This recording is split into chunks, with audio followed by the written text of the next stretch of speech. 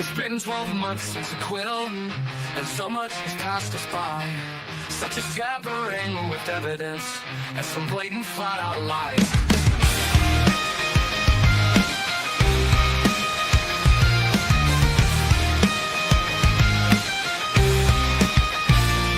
There's a special new press sector, and Hank Breeden is his name. He is a dirty Boston lawyer, and his arguments are lame. He's tried to squash all of our experts, as he has no case to claim. He should have won an Oscar medal to convince the court he's sane. He can lie without a conscience and keep that smirk upon his face. I bet he wears those silky undies, the ones with edging made of lace. And Judge Beverly Academy is so biased for the state, is wading through 100 motions in a rush to seal my fate. So you can bring in Massachusetts, cause we all ain't got no quit. And we all know that the truth is my car is not the thing John hit.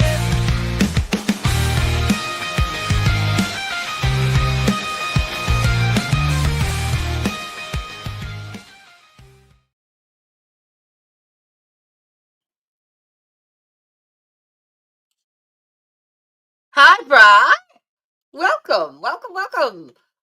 Okay, Anna.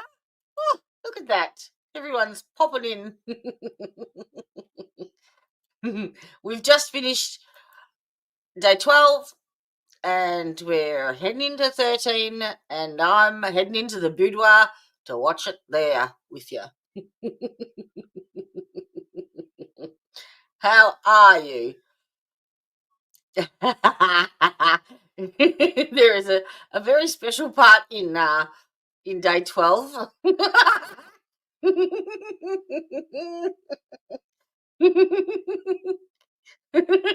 where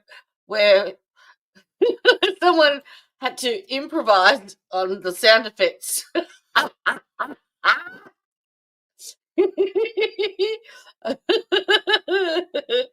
Oh, Bri, look, it's gonna. The mend doesn't happen with arthritis, unfortunately. It's the management and the acceptance and the going with the flow. But yeah.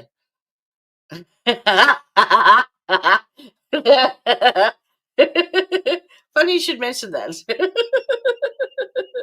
I'll see if I can find the link.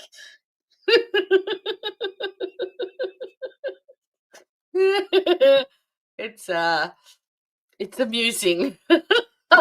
I found it amusing anyway.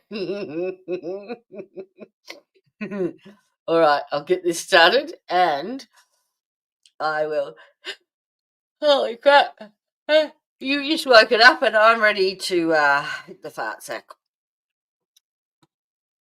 All right, I'll get this going and I'll look for the link. 22117 Commonwealth versus Karen Reed. Counsel? All right, counsel wanted to see me at sidebar. We don't need to be seen at sidebar, Your Honor, but I do need to be seen at our mission from yesterday. You'd like to be heard? Well, yes, I would. Okay, I'll hear you. What is it about? Your Honor, we are not only renewing our objection to the alleged harassment evidence that came in yesterday, but we're specifically moving to strike that testimony and specifically asking the court, before we get started today, to instruct the jury that they are to disregard that evidence. And I wanted to point out to the court that it is our view, we didn't even come close to opening the door to that evidence. I had just asked the witness if she had turned over those text messages to the state police when she spoke to them on August 25th of 2023. I've asked every witness when was the first time that they spoke to the state police. That was the first time McCabe spoke to the state police. None of that conversation had anything to do with harassment whatsoever. It was strictly related to the death of John O'Keefe and the investigation of John O'Keefe. I stayed completely clear of any discussion of harassment whatsoever. I only focused on the federal grand jury and... Have a laugh at me.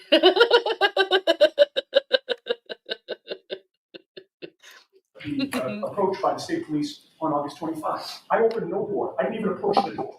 And yet that evidence came in. It led to a moment where that Mr. Lally, I believe, has been waiting for, which is for a witness to break down on the stand and feel sorry for themselves to gain sympathy before this jury. It was prejudicial to our client. It was prejudicial to our defense. It is error, and we're asking the court to correct it. All right. What do you say, Commonwealth?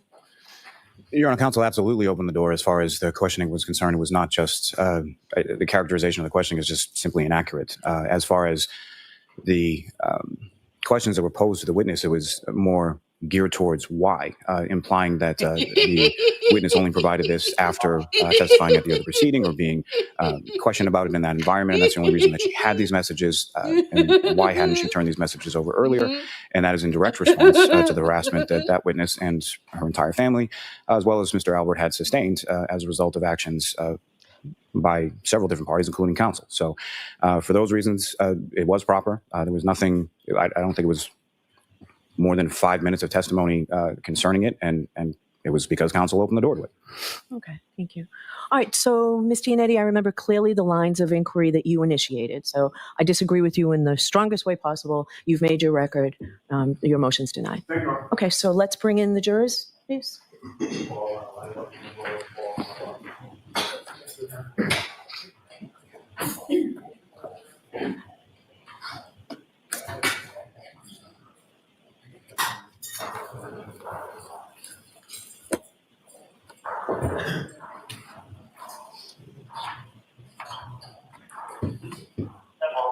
Jim?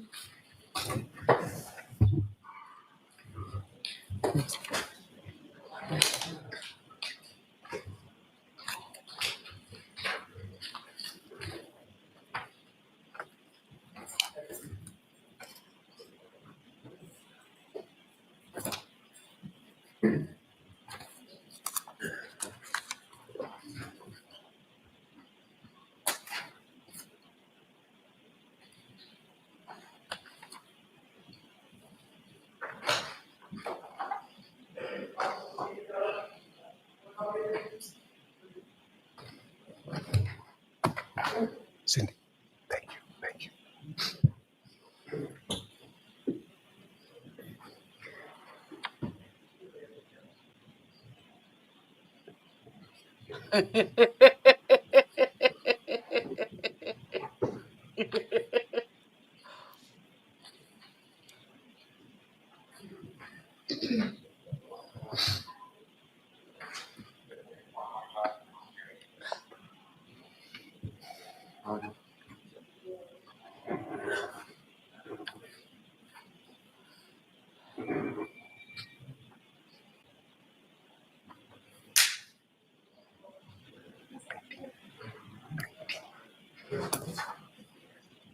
Court, all around the jury.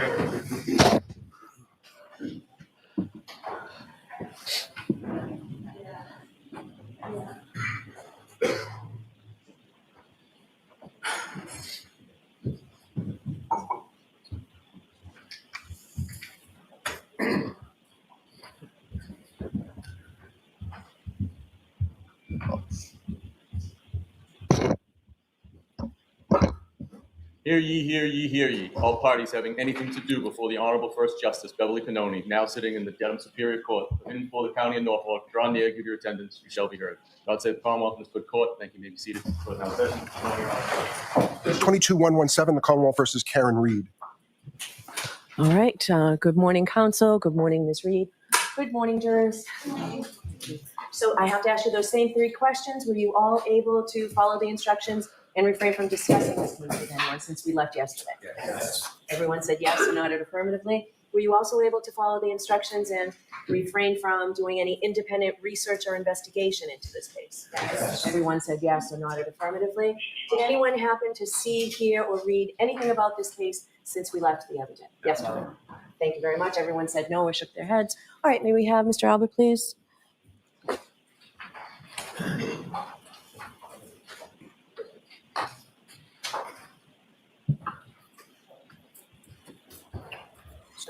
Step on me. Raise right hand. Did you solemnly swear the evidence given to the court and jury in the case now and here to the truth, the whole truth, and nothing but the truth? So I did. All right, whenever you're ready, Mr. Jackson. Thank you, Your Honor. Mr. Albert, who did you talk to in order to prepare for your testimony starting yesterday? Can you rephrase that question, please? Rephrase the question. You didn't understand my question? No. Who did you speak to in order to prepare for your testimony yesterday? My lawyer. Other than your lawyer, who did you speak to prepare for your testimony yesterday? No one. Did you speak to your parents? No. You didn't speak to your mom, your dad? Nope. At any time before yesterday about your testimony or your statements? Nope. Did you discuss with your parents their testimony? No. So after they got off the witness stand, your dad didn't come home and say, here's how my day went? No. Your mom didn't come home and say, here's how my day went? Nope. The Albert family just ignored the fact that both of them testified in a court of law before a jury about the events of January 29th, 2022. Nothing was ever said? No. Did you talk to Mr. Lally at any point before yesterday in preparation for your testimony? Before yesterday, you said? Correct. Yes. Tell me when. Want to say a month ago about. What did you talk about? I got prepped for this. Tell me what that means. What does it mean to prep for this? What I'm going to be getting asked. Okay. Remember my first question, very first question this morning? I said, have you spoken to anybody in order to prepare for your testimony? And you said no. Yeah. Okay, so that's not true. You spoke to Mr. Lally. Okay. Yes. It's not okay. It's yes or no? Yes. Okay. You said that was about a month ago, correct? Correct. Around a month ago. I'm sorry, I didn't mean to. Around a month ago. I'd say. Tell me what you and Mr. Lally discussed. The questions I would be asked here. Can you be more detailed? I don't remember everything he said. Did he go over the questions that he believed he would ask? I believe so. Did you give him answers to those questions that you believed you would give in response to his questions? Yes. What questions did he tell you he was going to ask? I don't remember. What answers did you tell him you were going to give? I don't remember. That was just a month ago, right? Yes. Obviously, you've been thinking about this case quite a bit, haven't you? Yeah. Over the last 2.5 years. No. How long have you been thinking about this case? Since people started writing about me on the internet.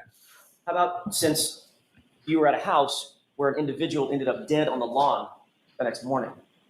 Did that prompt you to start thinking about this case? No. Not so much, huh? Nope. Did you speak with, when Mr. Lally spoke with you, who else was there? The witness advocate, I believe, and Steve Nelson? yes. Who else? And is it Sergeant Tully, I believe? Tully, T-U-L-L-Y? I believe so, yes. Okay. Anybody else? Not that I remember. Sergeant Tully taking notes while you were having this conversation with Mr. Lally? I do not remember. Mr. Lally taking notes? I do not remember. You remember being told by either Sergeant Tully or Mr. Lally that your conversation was being recorded? I do not remember.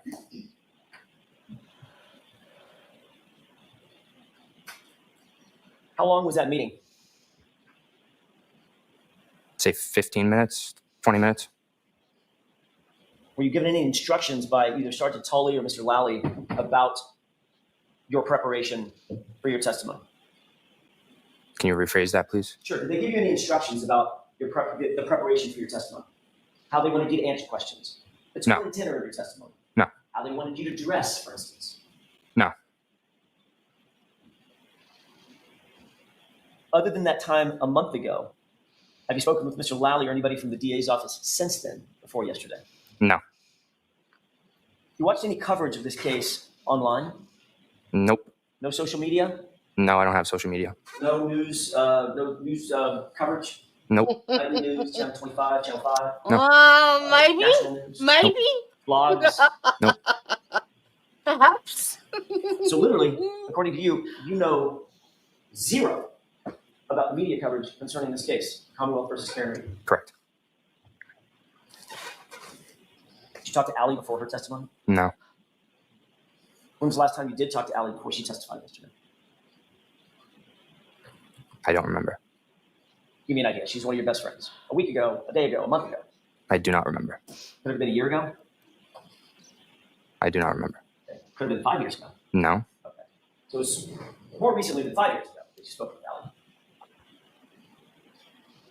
I don't remember.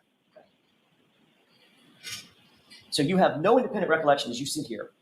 The last time you talked to one of your best friends and your cousin about any subject. No, I don't remember. Were you ever told in preparation for your testimony If you start to get stumped or nervous, just say, I don't remember. Nope. Nobody ever told you that? Mm-mm. No. No. Sorry. It's okay. So nobody ever informed you that you might get nervous on the witness stand, there might be tough questions. Easiest way to get out of that is just say, yeah, I don't recall. No. So you just don't recall because your memory is that bad. You literally don't recall the last time you spoke with Al. Objection. Ask that differently, Mr. Sure. Jackson. Sure. Your testimony is you were not instructed to say, I don't remember. You just literally don't remember.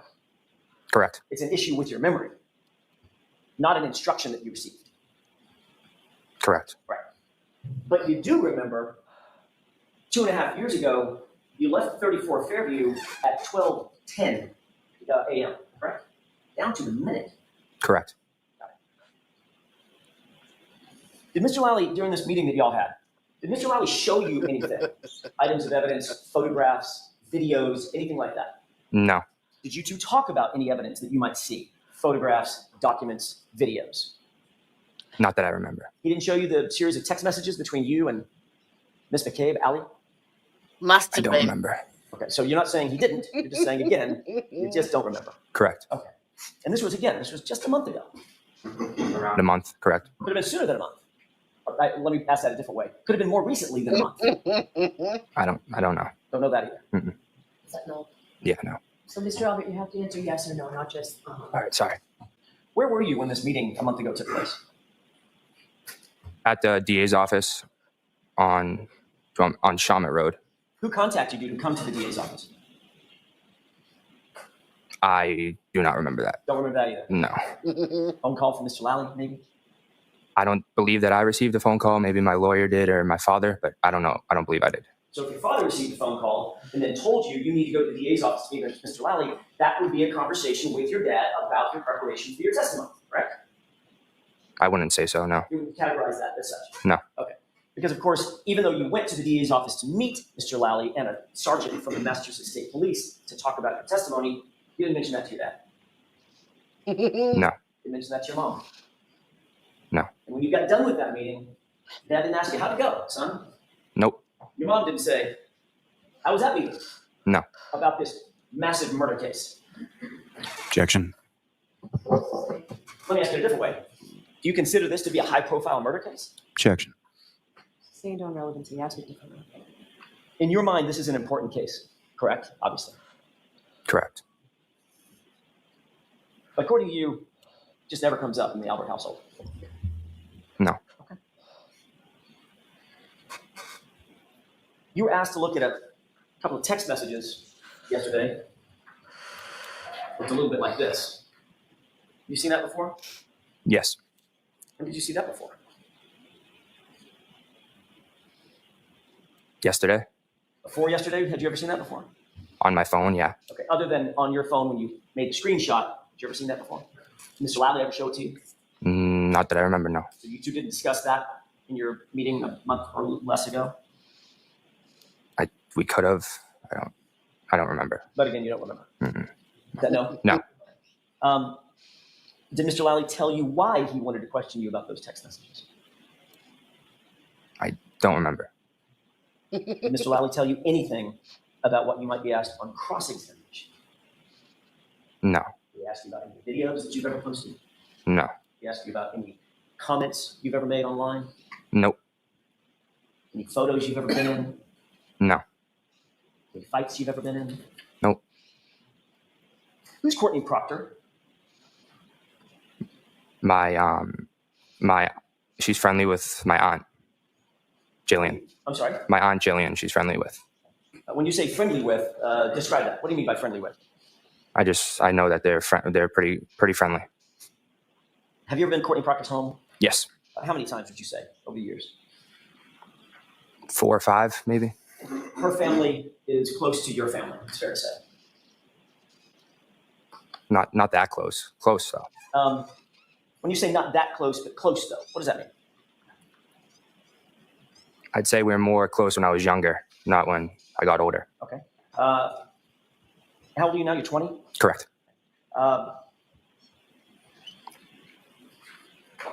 May I approach you? Okay.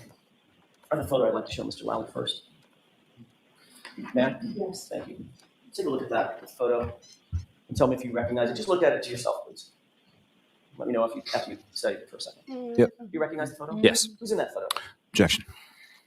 So the objection sustained as to the content of the photo. Did you want to come to sidebar and explain this to me?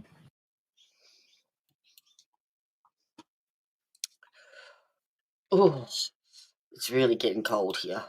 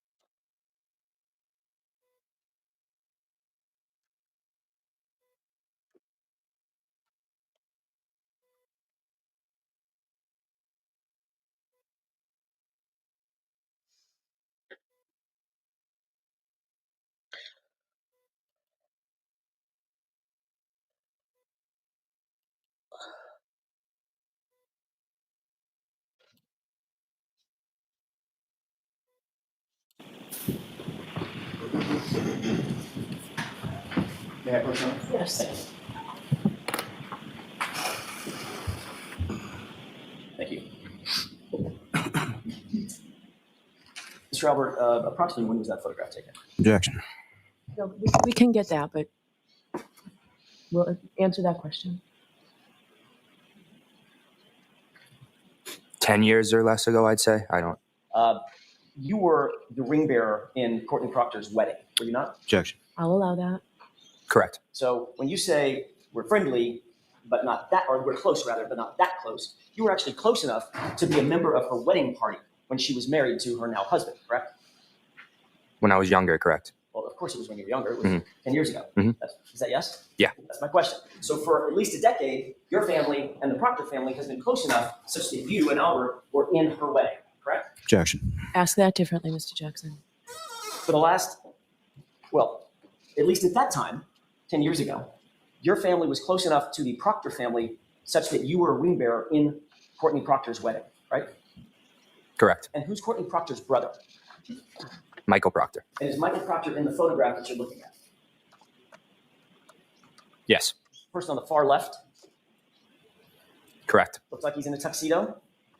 Correct. You were also in a tuxedo. Objection. Sustained. What I'm getting at is you all were part of the same wedding party, correct? Correct. And that's a photograph of Courtney Proctor's wedding and the entire wedding party, correct? Objection. Sustained. Is that a photograph of a wedding party? Objection. Sustained. May we approach? Yes. Why can't they say that? Like, fuck. Really?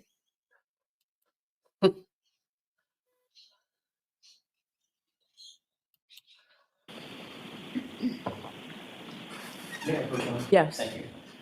Mr. Albert, I want you to look at that one more time. Both you and Michael Proctor are depicted in the photograph, correct? Correct. How long have you known Michael Proctor? Since I was a little kid. And you've known him well enough to know, I don't want you to tell me or tell the jurors, but you know where he lives. Yeah.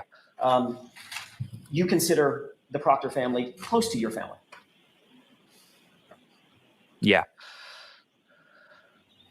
during the course of, for instance, just as an example, during the course of this event, joyous event at a wedding, you actually sat at the head table along with the Proctor family because you were given the honor of being the ring bearer in Courtney's wedding, correct? Correct. And you know, of course, that being in a wedding party is reserved for those special family members and friends, correct? Objection. Sustained. In your mind, was that a special honor? Objection. Is that what you thought when you were little? When you were in that? I'd say so, yeah. Okay. And you were never interviewed by Canton Police Department in connection with this case, correct? No. How many times were you interviewed by Massachusetts State Police in connection with this case? Once. And that was in July of 2023, correct? I don't remember exactly when it was. About a year and a half after the events in question. Is that right? Around there. Okay. Would it refresh your recollection if you saw a copy of a report of that interview? Just to get the date? Sure, yeah. May I approach on? Yes. I may have just a moment, Your Honor. Yes.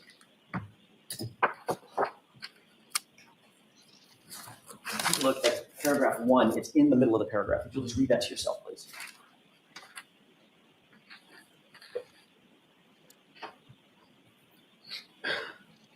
You got that? Yeah. You saw the July 18 date, Yes. 2023? Yes. Does that refresh your recollection that that was the first time you were interviewed by the Massachusetts State Police? Correct. May I approach on? Yes. Thank you.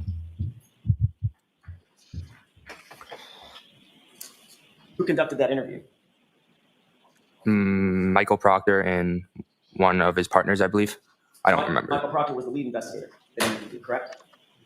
Correct. That's the same Michael Proctor that appears on the far left of the photo of that wedding party, correct? Correct. Did you find that interview, by the way, how long did the interview last, Michael Proctor? I do not remember. Do you remember testifying at one point that it was about 10 minutes? No. You testified at a different hearing, a different proceeding, not this proceeding, one other time, correct? Correct. I may have just a moment, Your Honor. Yes. May I approach? Yes. I need a foundational question first. I apologize. It's my fault, Mr. Albert. Do you believe it would refresh your recollection as to the length of that first interview if you were to see your testimony from a prior proceeding? Yeah. May I approach you? Yes. Thank you.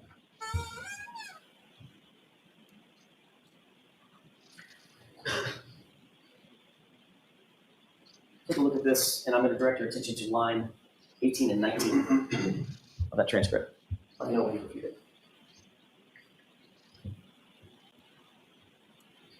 Is that yes? Yeah. May I? Yes. Does that refresh your recollection? Yes. How long was that interview?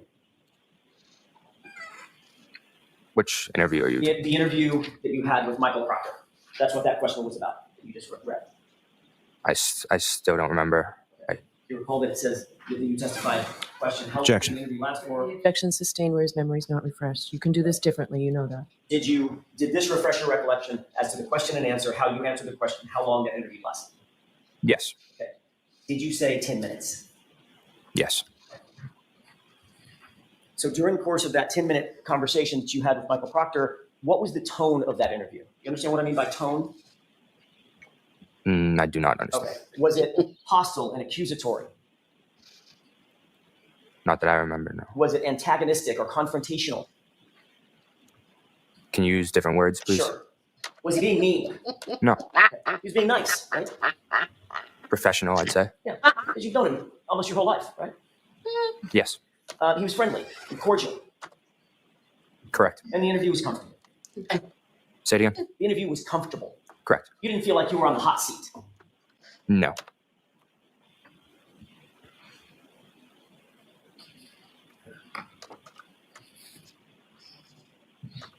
Did you find that the interview with Michael Proctor was consistent with the relationship that you've had with him your whole life?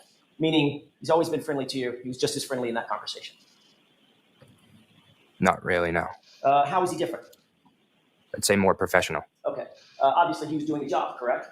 Correct. But when you walked in, you recognized him. Yes. He recognized you. Yes. You made natural greetings with one another, correct? Correct. Questioned you about a few things. Correct. He didn't look at your phone. He didn't ask to take your phone away from you. No. You didn't ask to seize your phone or seize any other physical items from you? No. You weren't asked to come down to the police station and sit in an interview room or an interrogation room, were you?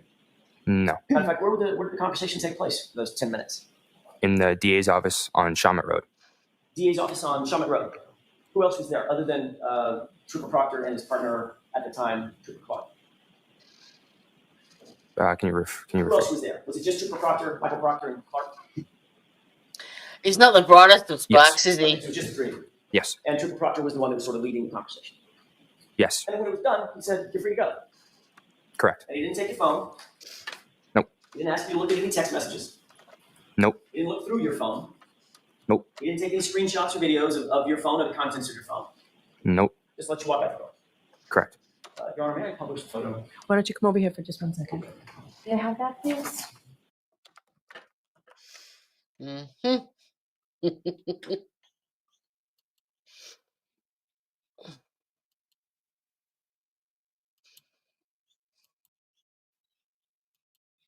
Mr. Albert, I want to shift gears for a quick second.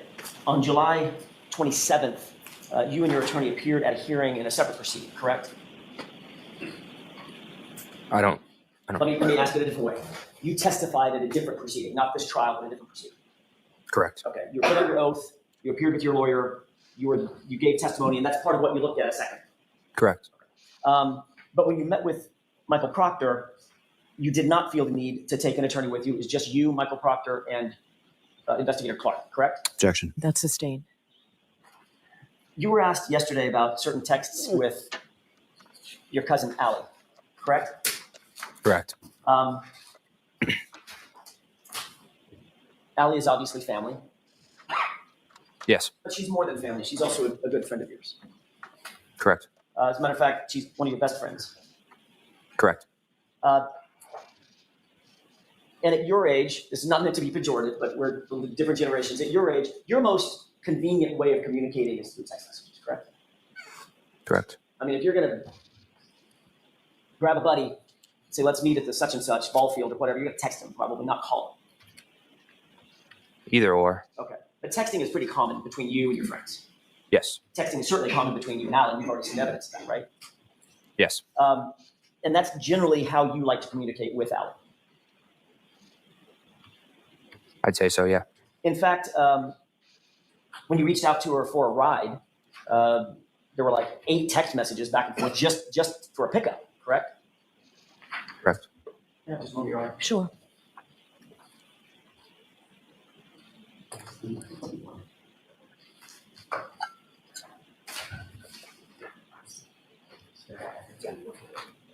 May I approach your Honor? Yes. This is a copy of 81. I just want you to have that in front of you. Your Honor, with the court's permission, please place Exhibit 81 on the screen. Okay.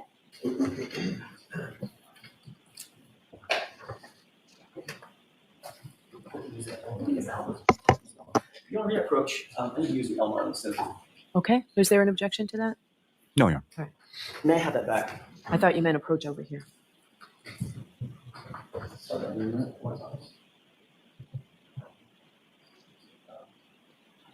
Do you want the Commonwealth to pull it?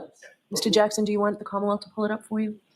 I'd be happy to, Your Honor. It's fine. Yeah. That'd be great. Thank you, Ms. Gilman.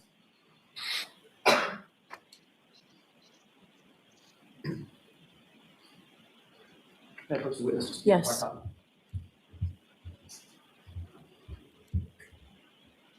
Okay. You see what's displayed on the screen? Yes. It's only part of the text string, but does that look like it's an accurate representation of what you're looking at? Yes. And this is a series of texts on or about January 28th and 29th of 2022. Is that right? Yes. And Mr. Albert, you needed something as simple as a ride. You were just asking Allie to give you a ride. Is that right? Yes. And that's because you said that it's common for you guys to text back and forth. You just texted her, hey, you can get me now. Is that right?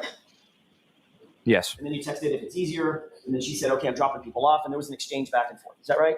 Yeah. And there were at least 8 texts between the two of you, if you just count them up real quick, just about getting picked up.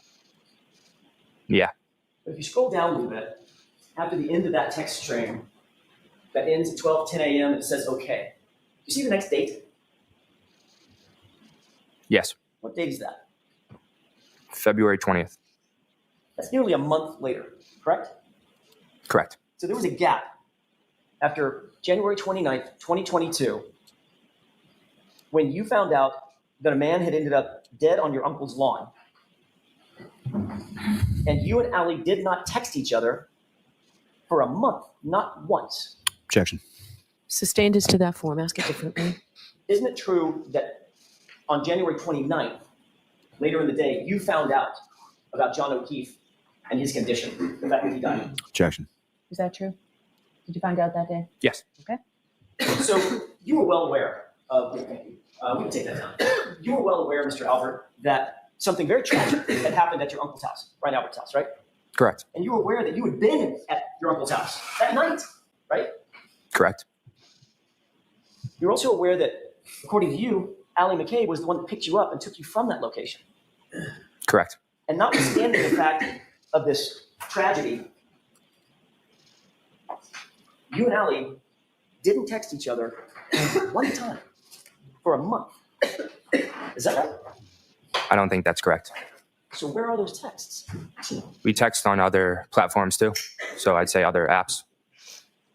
So is there a reason why you decided the next month to just switch platforms to maybe Snapchat? Objection. I'll allow it. No reason. Are you sure that you switched platforms? I'd say so, yeah. Why did you switch platforms? We go back and forth, I'd say, between platforms texting. You switched platforms because you know that Snapchat deletes all communications, correct? Objection. Ask it differently, Mr. Jackson. Do you know that Snapchat has an auto-delete function on it? If your app is set to that, yes. Your app was set to that, wasn't it? I do not remember that. So again, your memory is failing you. Can you rephrase that? Sure. Once again, your memory is failing you. Objection. Remember, Objection. Ask it differently, Mr. Jackson. isn't it true, Mr. Albert, that you either switched platforms or deleted the texts because you did not want your text communications with Allie McCabe to be discovered? Objection. Overruled. Is that right? That's not true. So where are those communications?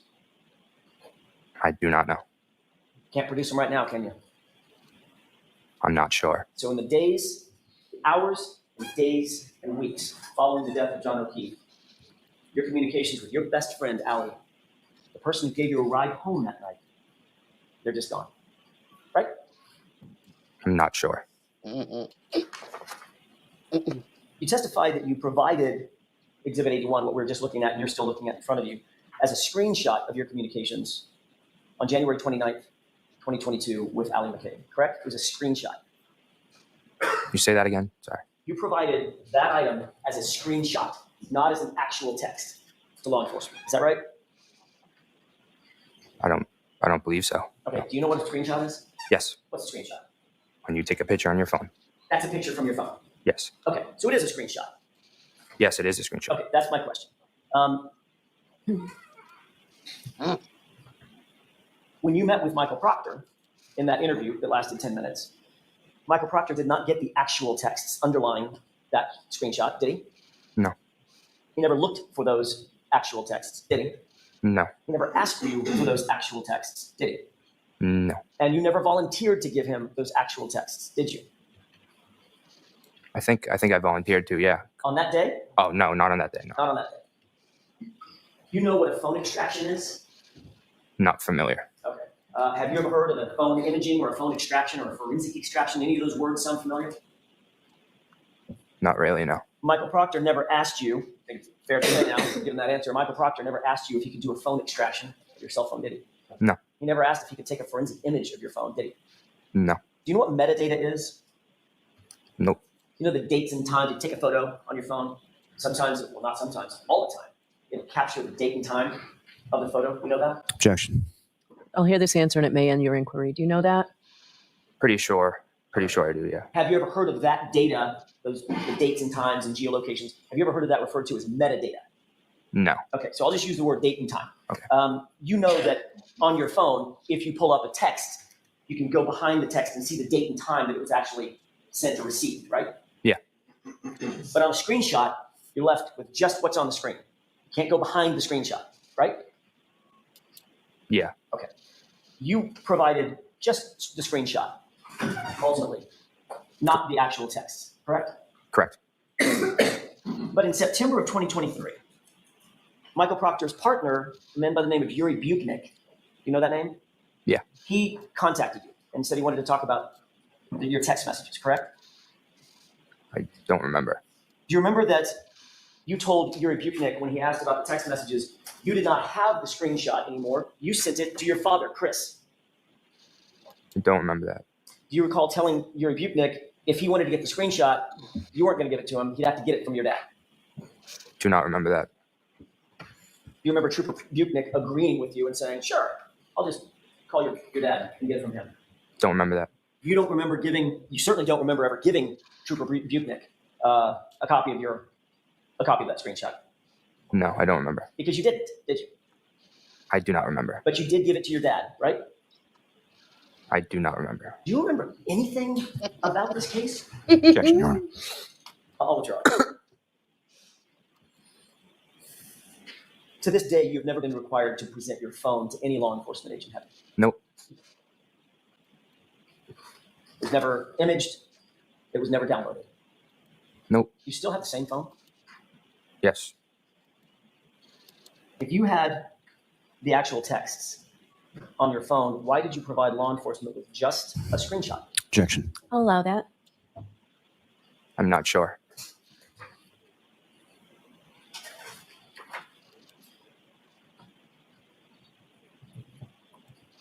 You were shown a photo yesterday of you in February of 2022 with your aunt. Remember that photo? Yeah. Mr. Lally showed you that photo? Correct. And he said he wanted you to pay special attention to your face and hands and extremities. Asked you if there was anything unusual about that. Yes. You said no. In that photo, absolutely nothing unusual in February 2022 about you, your face, your hands, your fists, nothing. Right? Correct. I want to draw your attention to February 26th, same month, less than a month after the incident. You were at a place called Fenway Johnny's with your buddies, weren't you? Correct. Then I have two documents I'd like to mark for identification that with court permission to show Mr. Lally. Okay. One and two.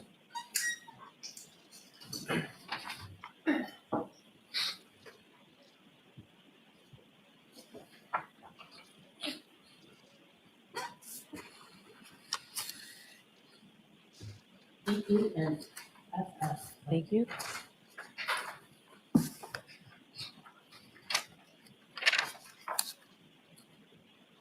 Okay. Present these to the witness. Yes. May we approach? I may as well see them. I'll end up seeing them. You're nice.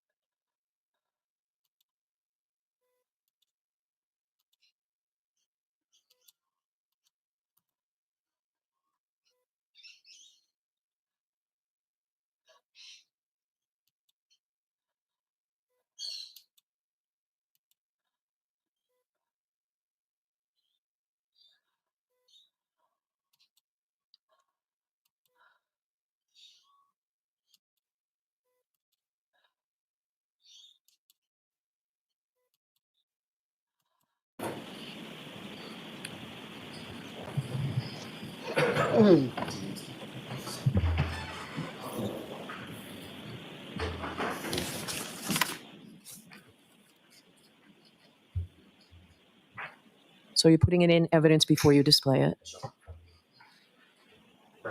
May I approach one more time? Yes. Well,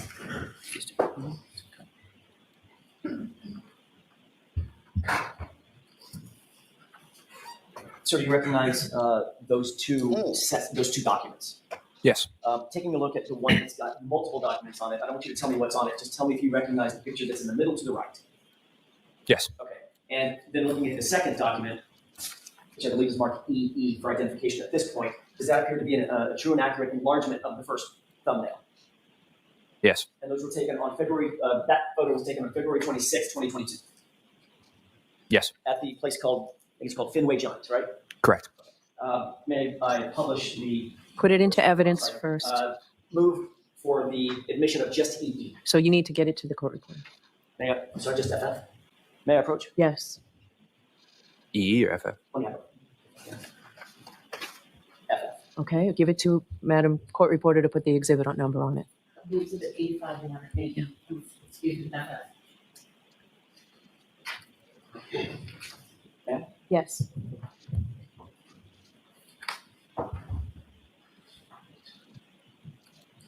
You see that photograph that's being displayed? Yes. Are you in that photograph? Yes. Which person are you? In the middle.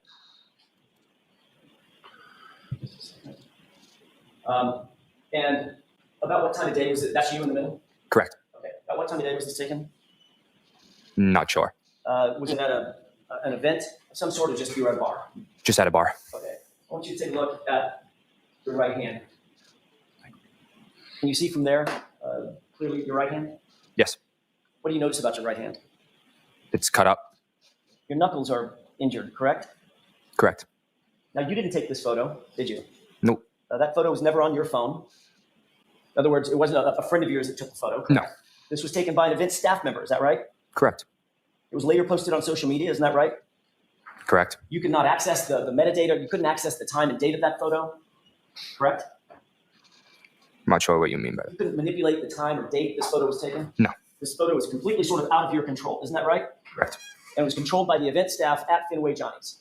Correct. And on February 26th, less than a month after the incident at Fairview, that's what your right knuckles look like, correct? Correct. And this is a true and accurate depiction of your condition on or about February 26th, correct? Correct. How'd you get those injuries, Mr. Albert? We can the lights up. I was at a party, my house party, my senior year, and I remember it being icy out, and it was kind of like a steep hill of a driveway, and I was walking up the driveway, and I slipped down the driveway, and I tried to catch myself, but I had something in my left hand, so I tried to brace myself with my right hand, and I ended up sliding a little bit down the driveway. What'd you have in your left hand? If I remember, it was either my phone or a beverage. So according to you, you fell on ice and injured your knuckles, as we just saw in that photograph, right across the top of your knuckles. Correct. So you fell onto what, pavement, asphalt? Yes. And you braced yourself when you fell your entire body weight by putting your right hand down in a fist, and you injured your right. I'm sorry, I was busy separating all these witnesses. Ready.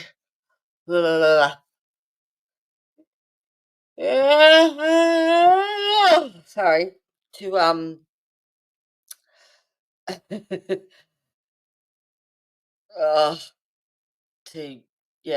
go live tomorrow. They're all done now, so I can go to bed. Pork chops. Yum! And thank you, Miss Mandy. You don't have to do that, but I have to do this. Out to the person that just gave us a super chat. This community is just the best. Love you all the distance.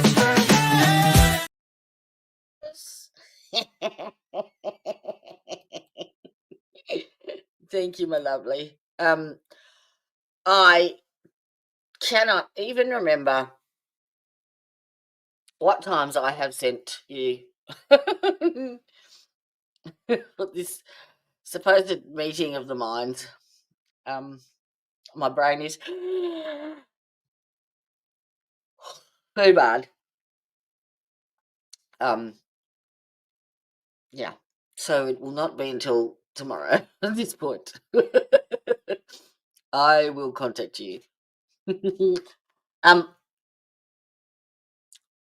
Dan has tried to message me on Discord, but I can't message him back because we're not friends or something. So, and I've spoken to Steve, so we're 2/3 of the way there, my love. But I will see you. I am going to watch this in the boudoir. Enjoy. Like this, just the top of the knuckles on your right fist when you fell down. Correct. Seriously? Objection, Your Honor. Sustained. You didn't put your palms down when you fell? No. You fell your entire body weight on your right fist and just injured the top portion of your knuckles, correct? Correct. Those injuries to your knuckles look an awful lot like the type of injuries that you would get in a Objection, Your Honor. Sustained. You ever been in a fight, sir? Other than with my brothers, no. You've never been in a fight Nope. your entire life. Other than with my brothers, no. Never hurt your knuckles before. Not sure what you mean. Never hurt your knuckles in a fight. No. And in this case, when you fell down on the asphalt, it was only the top 4 knuckles of your right hand, correct? Correct. You right-handed or left-handed? Right-handed. You box? Nope. I'm sorry, you don't box? Nope. You've never boxed? Never. You ever practice boxing? I've hit the bag for like cardio, but other than that, no. When you hit the bag, is that considered boxing? I wouldn't say so. Not It's not jumping really. rope, is it, Mr. Albert? No. It's not doing curls. Nope. Not doing push-ups or calisthenics. Nope. It's hitting a bag, correct? Yeah. That's boxing, right? I'd say yeah. Yeah.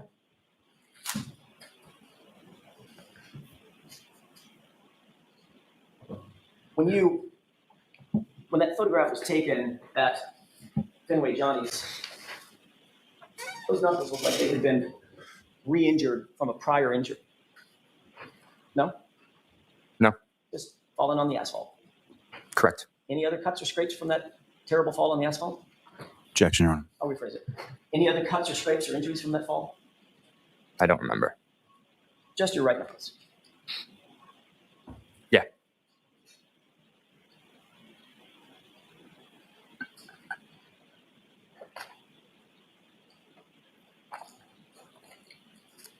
You said you've never been in a fight before. Nope.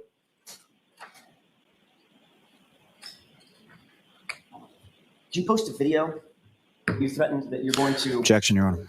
The objection sustained. I'll see you at sidebar on this. I'm familiar with this.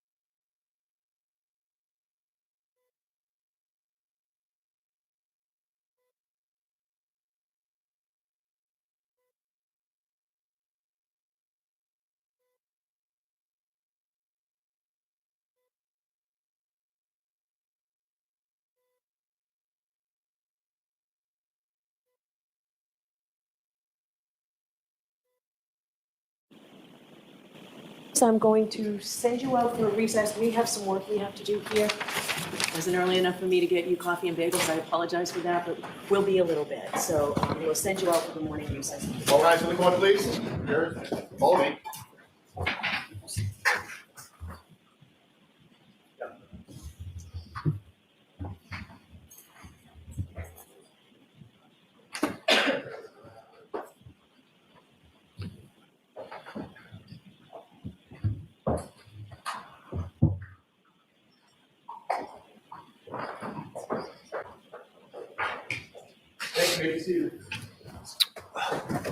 So, Mr. Albert, you stay right where you are.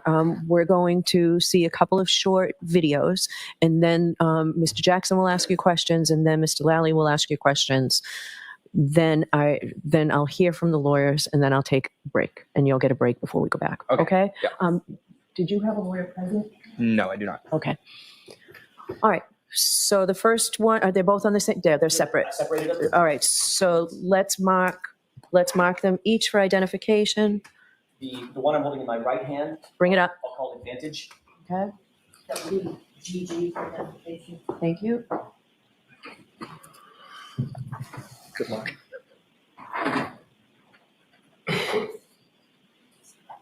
The one in my left hand, with the court's permission, I'll call this Bang Bang.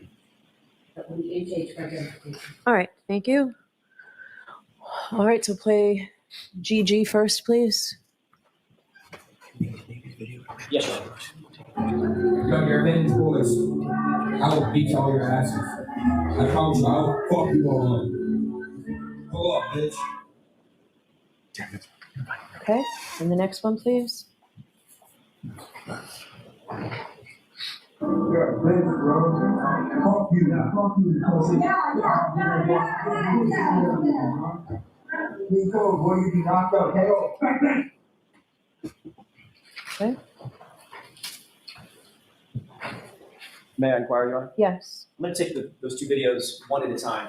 I'm going to call one the Advantage Boys and one the Bang Bang video. For purposes of my questioning, Mr. Albert, specifically regarding the Advantage Boys video, did you recognize it? Yes. How did you recognize it? What do you mean by How that? do you recognize it? Is that you? Yes. Okay. When was that taken? Maybe my sophomore year in high school, around. Where were you? I don't remember. Where So your sophomore year in high school, that's about 3 or 4 years ago? Yeah, around. You indicated on cross-examination you've never been in a fight. No. Indicating that you have no violent tendencies and no violent proclivities, right? Nope. What were you saying on that video? That I would beat them up. Did you say you would beat them up, or did you say, I will fuck you up? I said I will F you up. No, you didn't say, I will F you up. What did you actually say? That I would fuck them up. You also said something about beating somebody's ass, right? Correct. What did that mean? That I would beat them up. So when you said, I will fuck you up and I will beat your ass, was that a friendly invitation? No. It was a threat, correct? I don't know if I would call it a threat. Don't? I'm not sure. Someone walks up to you. I'm not going to do it. But if someone did, walked up to you and said, I will fuck you up. I will beat your ass. You wouldn't take that as a threat? If they walked up to me, yeah. But if they didn't walk up and just shouted it across the street and stood there and said, I will fuck you up, I will beat your ass, that's not a threat. I'm not sure. Yeah, I think you are sure, sir. All right. So that I'll strike at the Commonwealth standing up and objecting. Were you threatening these Advantage Boys guys, whoever they are? Yeah, kinda. Were you threatening them with violence? Kinda, yeah. Yeah.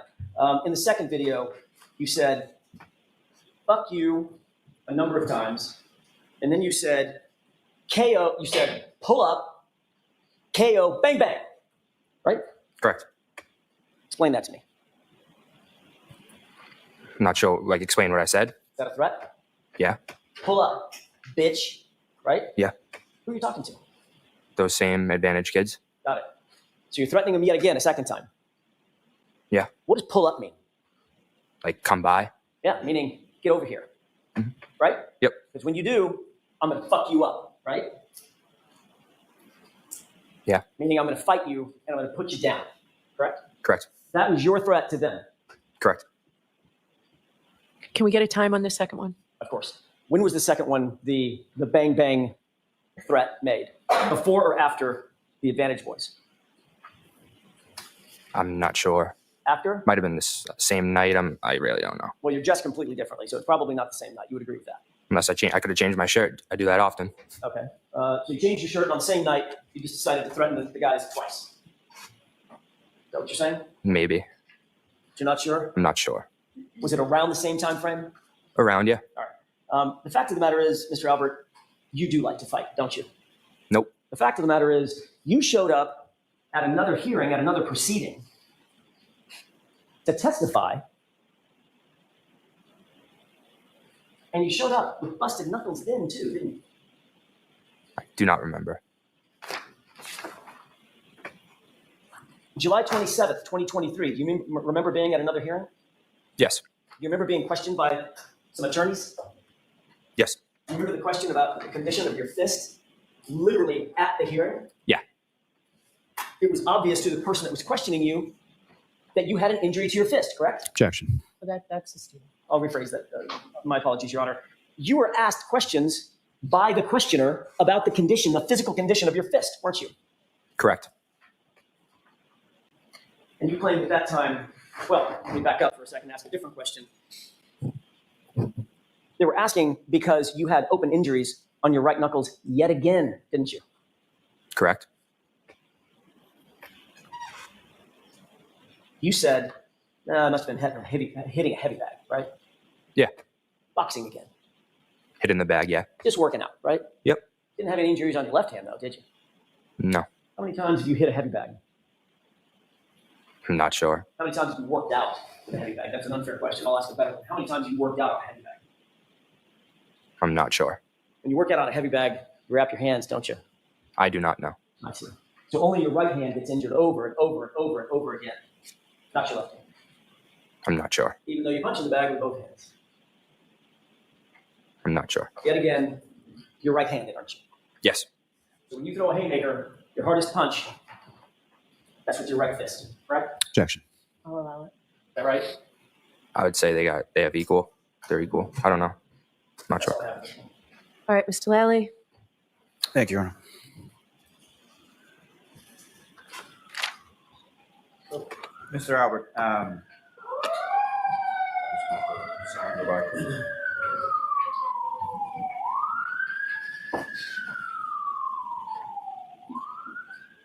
when those videos were made, you were a sophomore in high school, is that right? Around that, yeah. How old were you when you were a sophomore in high school? 16 years old. And so that would have been at least a couple years before January of 2022, correct? Yeah. And as far as within those videos, well, as far as timing, so those videos were around the same time, both sort of same time period within your sophomore year? Correct. And relatively close to each other, is that correct? Correct. And who or what is an advantage? It's a club hockey team. And what, if any, relationship did you have with that club hockey team? None. And so as far as what videos you were made and sending, were there any videos from that group that were made and sent to you? Text messages. And with regard to those text messages, generally speaking, what do they say? Just name calling me and my friends, calling us like pussies and stuff like that. So this was sort of a back and forth, is that correct? Correct. And do you even play hockey? Nope. And were these people around your age at that time? Yeah.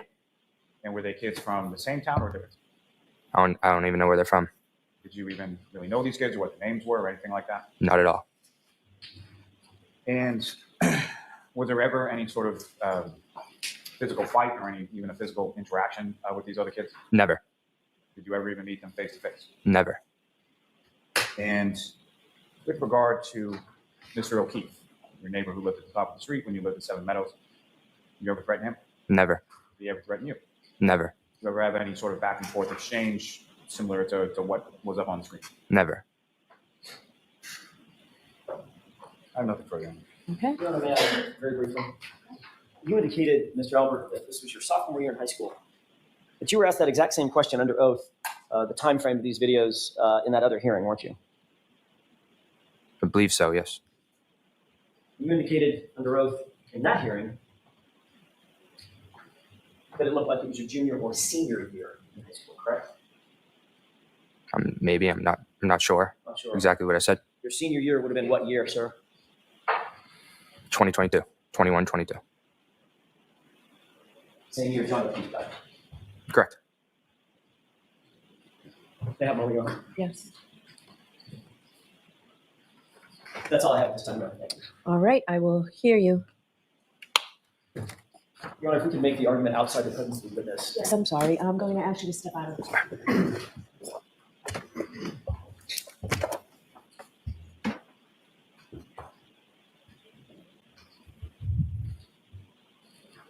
Thank you, Your Honor. Hold on. Oh, I'm sorry. Oh, okay. Yeah. Okay, yeah, you cannot hear in that background. No problem. I appreciate you giving us the opportunity. Your Honor, it's very clear that these videos are highly, highly relevant, given the sanitized testimony that this witness has tried to present to this jury. He's indicated that he's never been in a fight, doesn't have any violent proclivities, he doesn't have any violent tendencies. It's not in his countenance to do this. Mr. Lally opened this So door. you only got that through the voir dire. Understood. Okay, so the violent tendencies only came in through the voir dire. Well, that's not true. In front of the jury, he said, "I've never been in a fight." Okay, but that specific question, you said violent tendencies, it was unobjected to, but that was voir dire. Understood. Mr. Lally clearly opened this door yesterday. He presented a photograph or a series of photographs with this witness's family. His arm draped over his aunt. He's with his mom, looking very family-oriented, etc. And Mr. Lally went further than that and specifically said, "I want you to take a look at your face, your hands, and your extremities. Do you see anything unusual or odd about that?" That's why I believe the court allowed, based on the testimony today, allowed the photograph in February of 2022 of the actual photo that cannot be manipulated. It's in the hands of a third party of the busted and injured knuckles on this witness's right hand. He then said, "I've never been in a fight." Those two videos belie that testimony. There is no way to look at those two videos and say, this is not relevant to the issue of whether or not he has been in a fight. But tell me how whether he's been in a fight is relevant to an issue in this case. That's what you have to do. Because the police should have, the Massachusetts State Police should have, if they were doing their due diligence, they should have investigated this young man. They should have investigated every single person that was in that house, in or around the home of where John O'Keefe was found, the Albert home, and they didn't. They did nothing to investigate whether or not there was someone in the house who tended to fight, who wanted to get in physical altercations, who had a propensity to get in physical altercations, who was a fighter by nature, who threatened to fight, who threatened violence. That's what this young man has indicated he does constantly. I'm surprised he didn't show up in this hearing with busted knuckles. So does this go to your third-party culprit defense? It goes to both. It certainly goes to both, but yes, it also goes to our third-party culprit defense as well. This is a focus of, I believe this should be a focus of the juror's attention in terms of, is there a third party who could have done this that evidence points to that may have done this? Absolutely. This evidence, what we now have, points directly in that it's focused in that direction. So yes, both it should have been investigated, and Colin Albert is somebody that the jurors should focus their opinion on or their attention on to determine whether or not he could have or was involved in the death of John O'Keefe. All right, Mr. Lally. Yes, Your Honor. Commonwealth would submit did not open the door in reference to this, showing a photograph of someone and what they physically look like. There was no suggestion. The only questions that were asked about fighting or anything of that nature were by counsel. So counsel thinks he opened his own door. I don't think that's exactly how that works. This is nothing more than rank speculation. It has nothing, bears no relevance whatsoever to this case. You're talking about something that is dated at least a year, if not two, prior to the incidents in this case. But what if it's as Mr. Jackson pointed out, the prior testimony, his senior year, which is, of course, is much closer. Well, I think even assuming that, as far as relevance is concerned, Your Honor, there is no evidence here of a fight at all. There is no evidence that this witness was even present at the house at the same time as the victim. There's no evidence of any animus between this witness and the victim. There is no evidence whatsoever, as I stated, that he was even present at the same place at the same time on the night with John O'Keefe, on the night that John O'Keefe was killed. There is no evidence from even these videos of any physical altercation having taken place. So whatever juvenile beef that he and his friends had with individuals from another town, there's no evidence whatsoever of physical altercation. There's no evidence that there's a physical altercation even in this case. So to allow counsel to introduce this purely for prejudicial reasons and to invite the jury to speculate as to what it is essentially does nothing but divert the jury's attention away from the facts of the case and what the evidence of the case is, and more so is just there's no evidence of anything in this case. May I do it briefly? Yes. In terms of evidence of a fight, I don't know what Mr. Lau is talking about. He says there's no evidence of a fight in this case. John O'Keefe looks like he had been beaten to death. He's got 2 black eyes, a laceration over his right eye, a laceration over his nose, a giant wound on the back of his head, and he doesn't look like he was hit by a car. He looks like he was in a physical altercation. It's as plain as the nose on your face, and we have evidence that we have witnesses who are going to propound that, to present that evidence. So Mr. Lally and the Commonwealth can take whatever position they want to. If they think those injuries are consistent with being hit by a 6,000-pound truck, they can knock themselves out. That is not the state of the case, and they don't get to dictate the state of the facts. The facts speak for themselves. Second, with regard to whether or not Mr.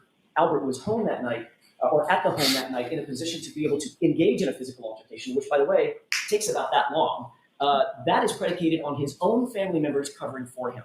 Every one of the witnesses who testified basically are friends and families of the Alberts. And keep in mind, Your Honor, I don't think it's lost on anybody that Colin Albert was hidden, specifically and intentionally hidden from all of law enforcement for the first several months of this investigation. Nobody was willing to even say he was at the house. That is highly, highly suspicious. Given the gravity of what we have now, I would take an issue with one thing Mr. Lally said. He said this diverts the jurors' attention. I would agree it diverts their attention. It diverts their attention to somebody who possibly could be involved with this, who was not properly investigated. And I'll submit.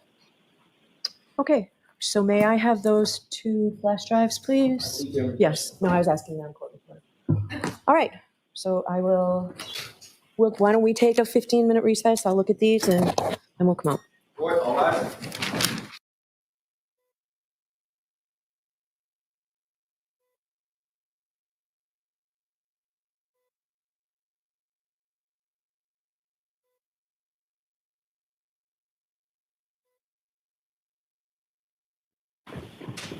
So, Jim. And, actually, they'll need to be passed down to Nancy. Thank you. Sorry.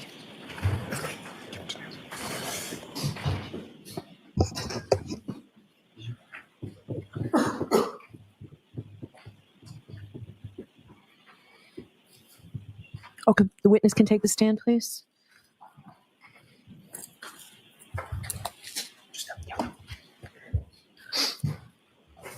And so I remind you, you're still under oath. All right, so Mr. Jackson, Madam Court Reporter has 2 marked for identification. Are you moving to introduce those into evidence at this point? With the court's permission, yes. Okay, so let's wait a minute.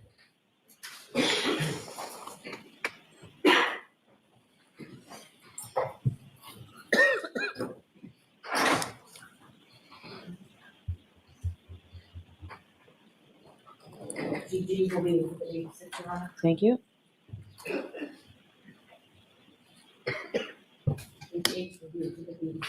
Thank you.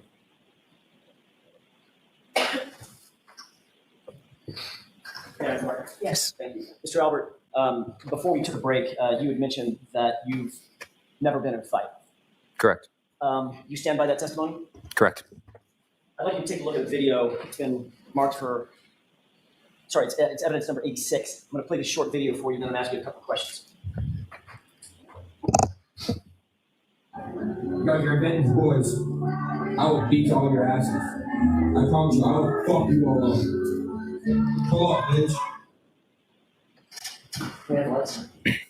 Did you recognize what was depicted in that video? Yes. Who was that? Me. Approximately when was that video taken? Around my sophomore year in high school. Sophomore year or senior year in high school? Say around my sophomore year in high school. Why do you say your sophomore year when you previously, let me ask it a different way. Did you previously testify at a different hearing back in July of 2023? Yes. You were asked about this video, weren't you? Yes. You were asked about another video at the same time, correct? Correct. And in that hearing, you said you believe that was taken closer to your junior year or senior year in high school, correct? Correct. And that was under the oath? Correct. Same oath that you took here? Correct. Closer in time to the events in question. And at that time, you said your junior year or senior year in high school, correct? Correct. If it was your senior year in high school, what year would that have been? 21, 22. So 2021, 2022. Going into 2022, correct? Yeah. The same year that John O'Keefe passed away. Correct. What did you mean by, I'm going to fuck you up? That I was going to beat them up. Actually, you didn't say beat them up. You said, I'm going to beat your ass, didn't you? Yes. That was a threat, wasn't it? Yes. It was a threat directed at some other individuals with whom you had some sort of a beef or a problem. Correct. And your resolution of that problem is, I'm going to fuck you up, I'm going to beat your ass, right? Correct. But you've never been in a fight. Never. Your Honor, with the court's permission, could we play evidence number 87? Yes. Yeah, thanks, bro. Fuck you. Fuck you, pussy. Let's go, boy. You be knocked out. KO. Bang, bang. What?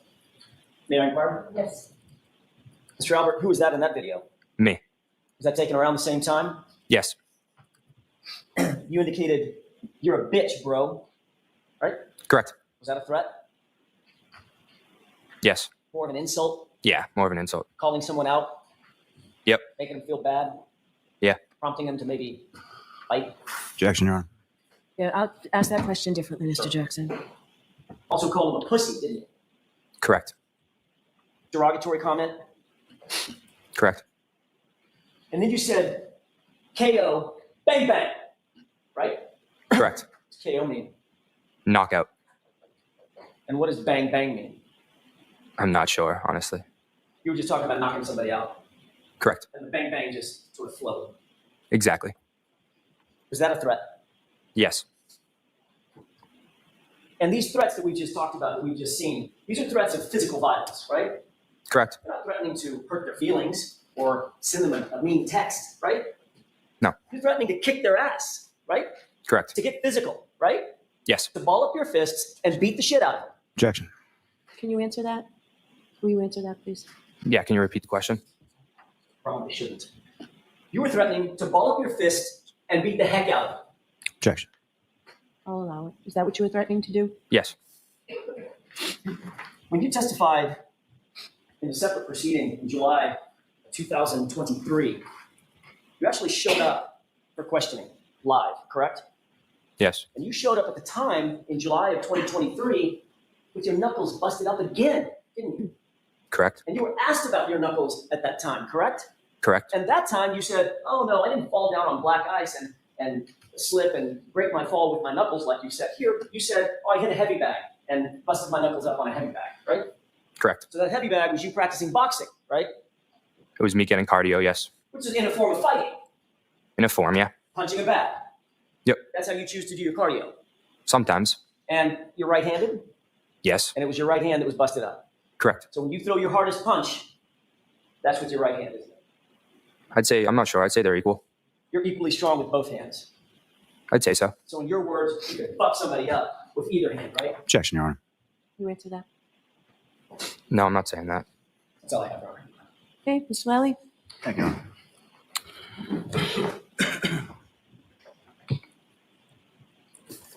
Your Honor, just before I begin, may we approach? Okay.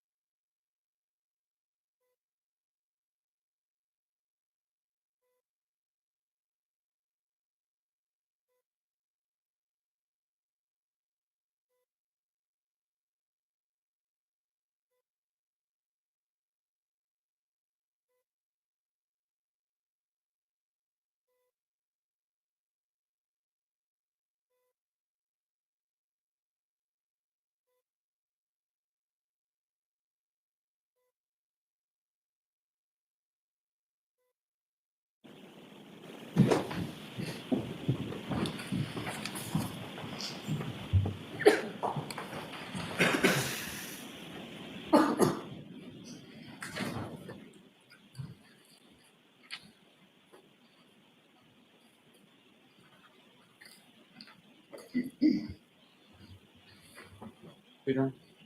Yes. Mr. Allen, just to be clear, Allie McCabe is not your cousin, correct? Correct. She's a friend of yours who you have relatives in common, is that correct? Correct. Now, when you and I and other individuals met prior to your testimony in this case, it was just one time, is that correct? Correct. Did we talk about something called sequestration? Not that I remember, no. Did we talk about having conversations with other witnesses while the case was pending or going on? No. Now, you testified when you were asked on cross-examination that you haven't had any conversations with any other witnesses, you haven't watched any coverage, you haven't done any evidence, correct? Correct. Was that at my instruction? No. Is that something that you've done at any point in time as far as talking to any other witnesses, including your parents? No.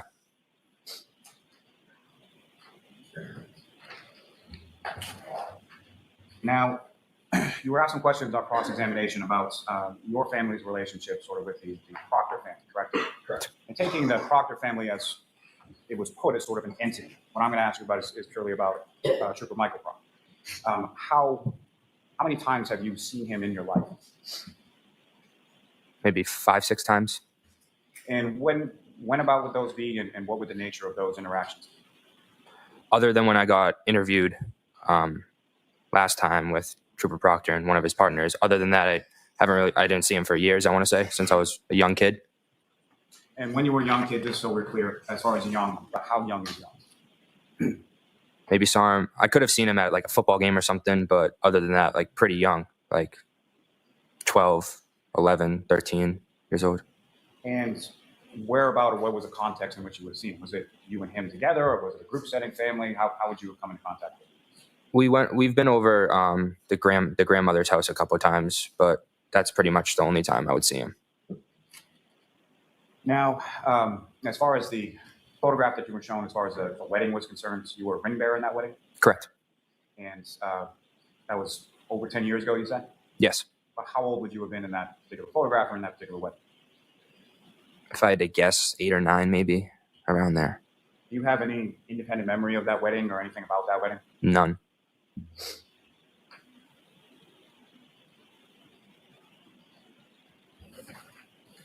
And as far as your family being close, again, sort of the Proctor family as an entity, is your family close with all of the Proctors, or is your family close with Courtney Proctor, or is your family close with Michael Proctor?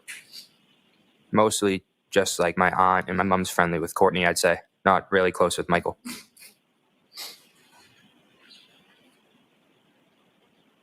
I have some questions about the text messages that were up on the screen yesterday and up on the screen today, as far as sort of gap between January 28th and February. Is that correct? Correct. Now, you indicated that there were other means by which you would have communicated with your friend Allie McCabe. Is that correct? Correct.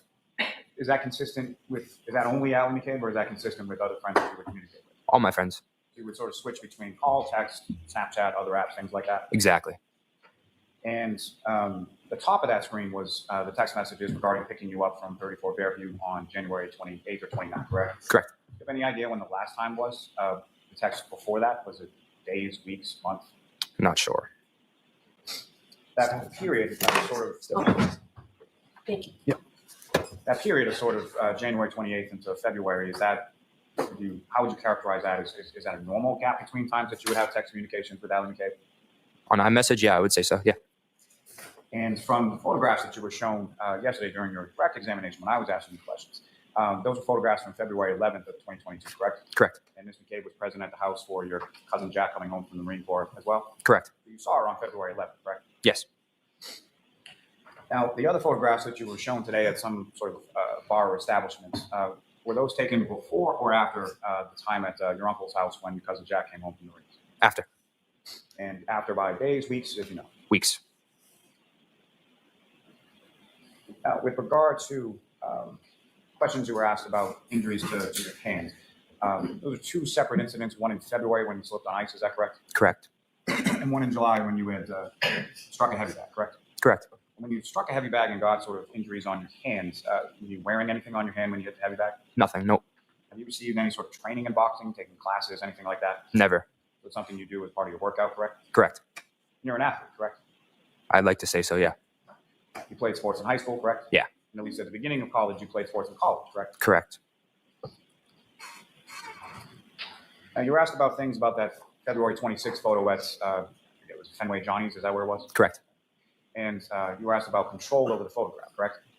Say that again? You were asked different questions about your control over what you could do or alter with respect to the photograph, correct? Yes, correct. Ultimately, though, you were in control about whether or not you were photographed, correct? Yes. Nobody forced you to go up and pose with your friends or anything like that? Nope.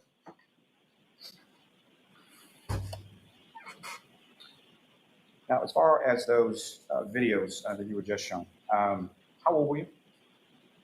Around 16, I'd say around 16 years old. So you believe it was sometime in your sophomore year of high school? Yes, that's what I believe. And so that would have been a couple years before your senior year of high school, which you were in January 2022, correct? Correct. And this video, as far as do you recall who you were referencing in those videos? An Advantage club hockey team. So a club hockey team, were they about the same age as you? Yes. And did you know any of those people? Nope. And were they the club hockey team, was that within the same town as you were? I'm not sure. Did you play hockey Nope. at any point in time in high school? Never. And was this just you sending them videos, or was this some sort of argument or something going back and forth? It was an argument going back and forth. So what, if anything, did you or any of your friends receive in regard to from that club hockey team? We received texts like being name called, they call them pussies and words like that. So do you recall which came first, as far as the text or the video? I do not recall. But similar, the text message that you received from this club hockey team, were they similar in nature to the videos that you posted? Correct. Do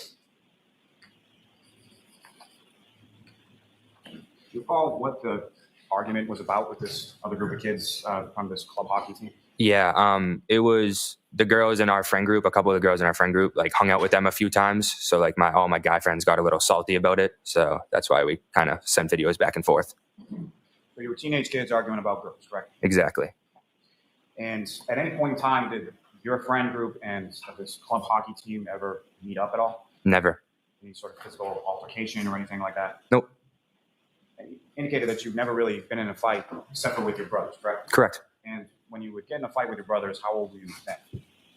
Younger, I'd say. Yeah, younger. Younger, like as young as you were when you were ring bearer in somebody's wedding? Yeah. Now, with regard to John O'Keefe, your neighbor who lived a couple doors down, you ever threatened John O'Keefe? Never. John O'Keefe ever threatened you? Never. You ever get in an argument about girls? Nope. Any animus or any conflict that you can recall ever between yourself and Mr. O'Keefe? Never. Now, you were asked some questions on cross-examination regarding whether or not you've been thinking about this case for the last 2.5 years. Do you recall that? Yes. And you indicated that you had not, correct? Mm-hmm. Correct. Sorry. And you had indicated in your testimony in response to that questioning, essentially not until people were writing things about you on the internet, correct? Correct. Can you expound upon that? Can you explain to the jury sort of when that occurred and what were the things that were being written about you on the internet? I'd say about a little over a year it started when people on Twitter, Instagram, social media were just coming at my family, calling us murderers, harassing us, showing up to our doorsteps, our sports games. I mean, we couldn't leave the house without people taking pictures of us, and it's very terrible. And how long has that gone on for? The past year and change, past year and a couple months, I'd say. To be clear, that night that you were at 34 Fairview Road at your uncle's house, January 28th and 29th, at any point in time did you see John O'Keefe at that house, come into that house, around that house, at any point in time that you did? Never. Nothing further. Nothing, Your Honor. Thank you. Okay. All right, Mr. Albert, you're all set. I think that piece of paper goes back to Mr. Jackson. Did you leave something on the witness stand? Thank you, Your Honor. Okay. All right, Mr. Lally, your next witness. Yeah, sure. On the call, we'll call Mr. Matthew McCabe to the stand. Okay.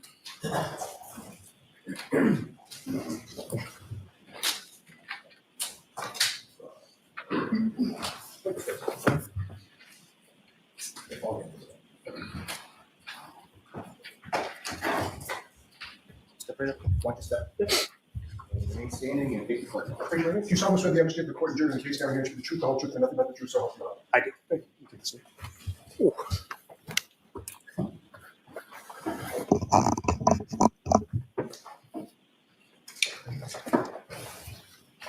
right, Mr. Lally, whenever you're ready. Thank you, Your Honor. Good morning, sir. Good morning. Good morning. Would you please state your name and spell your last name? Cheers. Matthew McCabe, McCabe. And where do you live, sir? Canton, Massachusetts. And how long have you lived in Canton? I'll be 20 years this coming June. And during the time that you have lived in Canton, have you lived at the same place or have you lived at different places? Different places. So where do you live currently? How long have you lived there? Currently, I will be 10 years this June. And where did you live prior to that? Prior to that, you want the physical address? Yes. 15 Sutcliffe Ave. I was there for 10 years as well. And with respect to both locations, who, if anyone, do you live with? I live with my wife and my 4 daughters. And what is your wife's name? Jennifer, And how long have you and Jennifer McCabe been married? 22, so 23 years in August. And you have 4 daughters, is that right? That's correct. And how old are you? I'm 49. I'm sorry. Oh, my daughters? That's okay. Your daughters, how old are your daughters? 20, 18, 16, and 15. And your oldest daughter is Allie McCabe, is that right? Yes, that's correct. And do you work, sir? Yes, I do. What do you do for work? I work for a information technology solutions firm. And how long have you been doing that? 2009. So I think I'm coming on 15 years. And does your wife work? No. What does your wife do? Stay at home, raises the kids. Homemaker. I'd like to turn your attention to January 28th and to January 29th of 2022. Do you recall those days? Yes, I do. Recall what days of the week? Friday into Saturday. And did you work that day on the Friday? Yes, I did. And at that point, do you recall, were you working in an office or remotely? I don't recall if that specific day I was in the office. Sometimes I'd go in, sometimes I'd work from home. So I don't recall if I actually was physically in the office. Sometimes I'll go in for a few hours. So I don't recall exactly if I was home or in the office that day. So regardless, at some point you sort of wrap up work for the day, and where did you go? Yes, finished up work and met some friends at a restaurant in Canton before my daughter's basketball game. And so on that evening, your daughter had a basketball game, is that right? Yes, that's correct. And who did she play for at that time? She played for Canton High School. Is that the varsity game? Yes. And which of your daughters, as far as age is concerned, which of your daughters was playing basketball for Canton High School at that time? That would be my second oldest, who's I'm sorry, go ahead. my second oldest. And so you, after work, had met some other people at an establishment in Canton, is that right? Yes, that's correct. Where did you go? The establishment was called the Canton Junction Pub or Canton Junction. I don't know the full name, but just went by the Junction. And who, if anyone, did you meet there, just in general? Handful of folks that played whose daughters played basketball on the same team with my daughter. So just sort of a group of parents who had kids on the basketball team? Yes, that's correct. And was your wife Jennifer there with you at that time as well? Yes, that's correct. And about how long were you at the Junction? Game 6:30, give or take hour and a half. And girls varsity basketball, was there sort of like a typical time that game would start or game would be scheduled for? Yes. And what time was that? Typically 6 or 6:30 would be the normal time. I don't remember if it was a 6:30 start that night or actually I think it was a 6:30 start, but typically 6 or 6:30. So sometime around 6 or 6:30, you make your way over to the high school, is that correct? That is correct. And in that, I mean, was this a home game, a road game, if you recall? That evening it was a home game. Do you recall anything about the game as far as who they were playing or if they won or anything like that? Yes, it was. They were playing the town of Foxborough High School, and they did not win. They went into overtime and lost. Now, with respect to your wife, Jennifer, as the kids were growing up, what if anything, what if any relationship did she have as far as with respect to the kids in basketball? It's grown as like the youth years. Jennifer was a basketball coach and coached throughout the years. Coached a couple of my daughters. So she coached, and with respect to the daughter that was playing at the high school game that night, was that one of the daughters that she had coached? Yes, that's correct. fair to assume she had also coached several of the girls that were on the varsity basketball team with your daughter, correct? Yes, a few of them, yes. Now, when you get to Canton High School to the basketball game, is there sort of a typical area where you would sit or people you would congregate with while you're watching the game? Yes, we'd sit up in the bleachers. Usually the parents from the home side would tend to sit in the same area. So you sit there, you watch the game, game is over, and then what is sort of the plan from there, or where do you go? After the game, I drove my younger two daughters back home. So your whole family was there for the game, is that correct? My wife and my two younger daughters. My older daughter was there. She wasn't with us, but she was there as well. She was a student at Canton High School at that time as well? Yes, she was. So she's sitting with the other students, is that correct? Yes, I'm assuming. I don't recall where she sat, but most likely with the other students. So you drove your two daughters home, and then where did you go from there? After dropping my daughters off, my wife and I proceeded to the waterfall in Canton Center. And do you recall what you were just in one vehicle when you left the house and went to the junction and went to the high school game, back to the house and to the waterfall? Was it the same vehicle? Yes, we were in the same vehicle. And do you recall what kind of vehicle it was or whose vehicle it was? It was the family vehicle. It was my wife's vehicle. I don't know, what was it? I don't know if it was a Suburban or a Yukon. I forget what brand it was. Some kind of SUV? Is it? Yes, a large SUV. And why did you go to the waterfall? We went to the waterfall. My wife informed me that her sister was at the waterfall with her niece and a few other people, and we went to go meet them. My understanding, it was my nephew's birthday, either that day or the day after, and they were going to meet out at the waterfall for his birthday. And just to be clear, as far as who we're talking about, your wife's sister, what's her name? Nicole Albert. And is Nicole married? Yes, she is. And what's her husband's name? Brian Albert. And the niece that you're talking about that was out there with your sister-in-law, what's her name? Her name is Caitlin Albert. And the nephew of yours whose birthday it was or was going to be, what's his name? His name is Brian as well. So essentially Brian Albert Jr., even if he's not. Yes, I believe he's a junior, yes. Now, with regard to the basketball parents and the other people that you had been with at the junction and then at the game, what, if any, communication was there amongst sort of the basketball parents that evening or any other? Yeah, so we had a group text with the basketball parents, a handful of us, where after some of the games, we would meet up afterwards. This evening, I know I sent a text out saying where we were going, because we were obviously meeting her sister. And a few of the parents responded where they were going. We kind of split up, except for one couple decided to meet us at the waterfall out of that group text. And the couple that decided to meet you at the waterfall, who would? That would be Nick and Karina Kolakisis.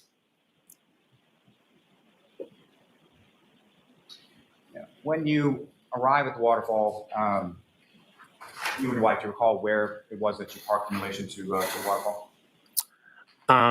Yes, if you're looking at the front door of the waterfall, we were parked in the parking lot down the left. And the waterfall sort of shares its parking lot or its establishment with a condo complex, is that correct? That is correct. So you parked somewhere in that parking lot? Correct, I parked in the parking lot, yes. And when you came into the waterfall, who, if anyone, did you see there, and then where did you go? When we walked into the waterfall, we identified where Jen's sister and their party was sitting.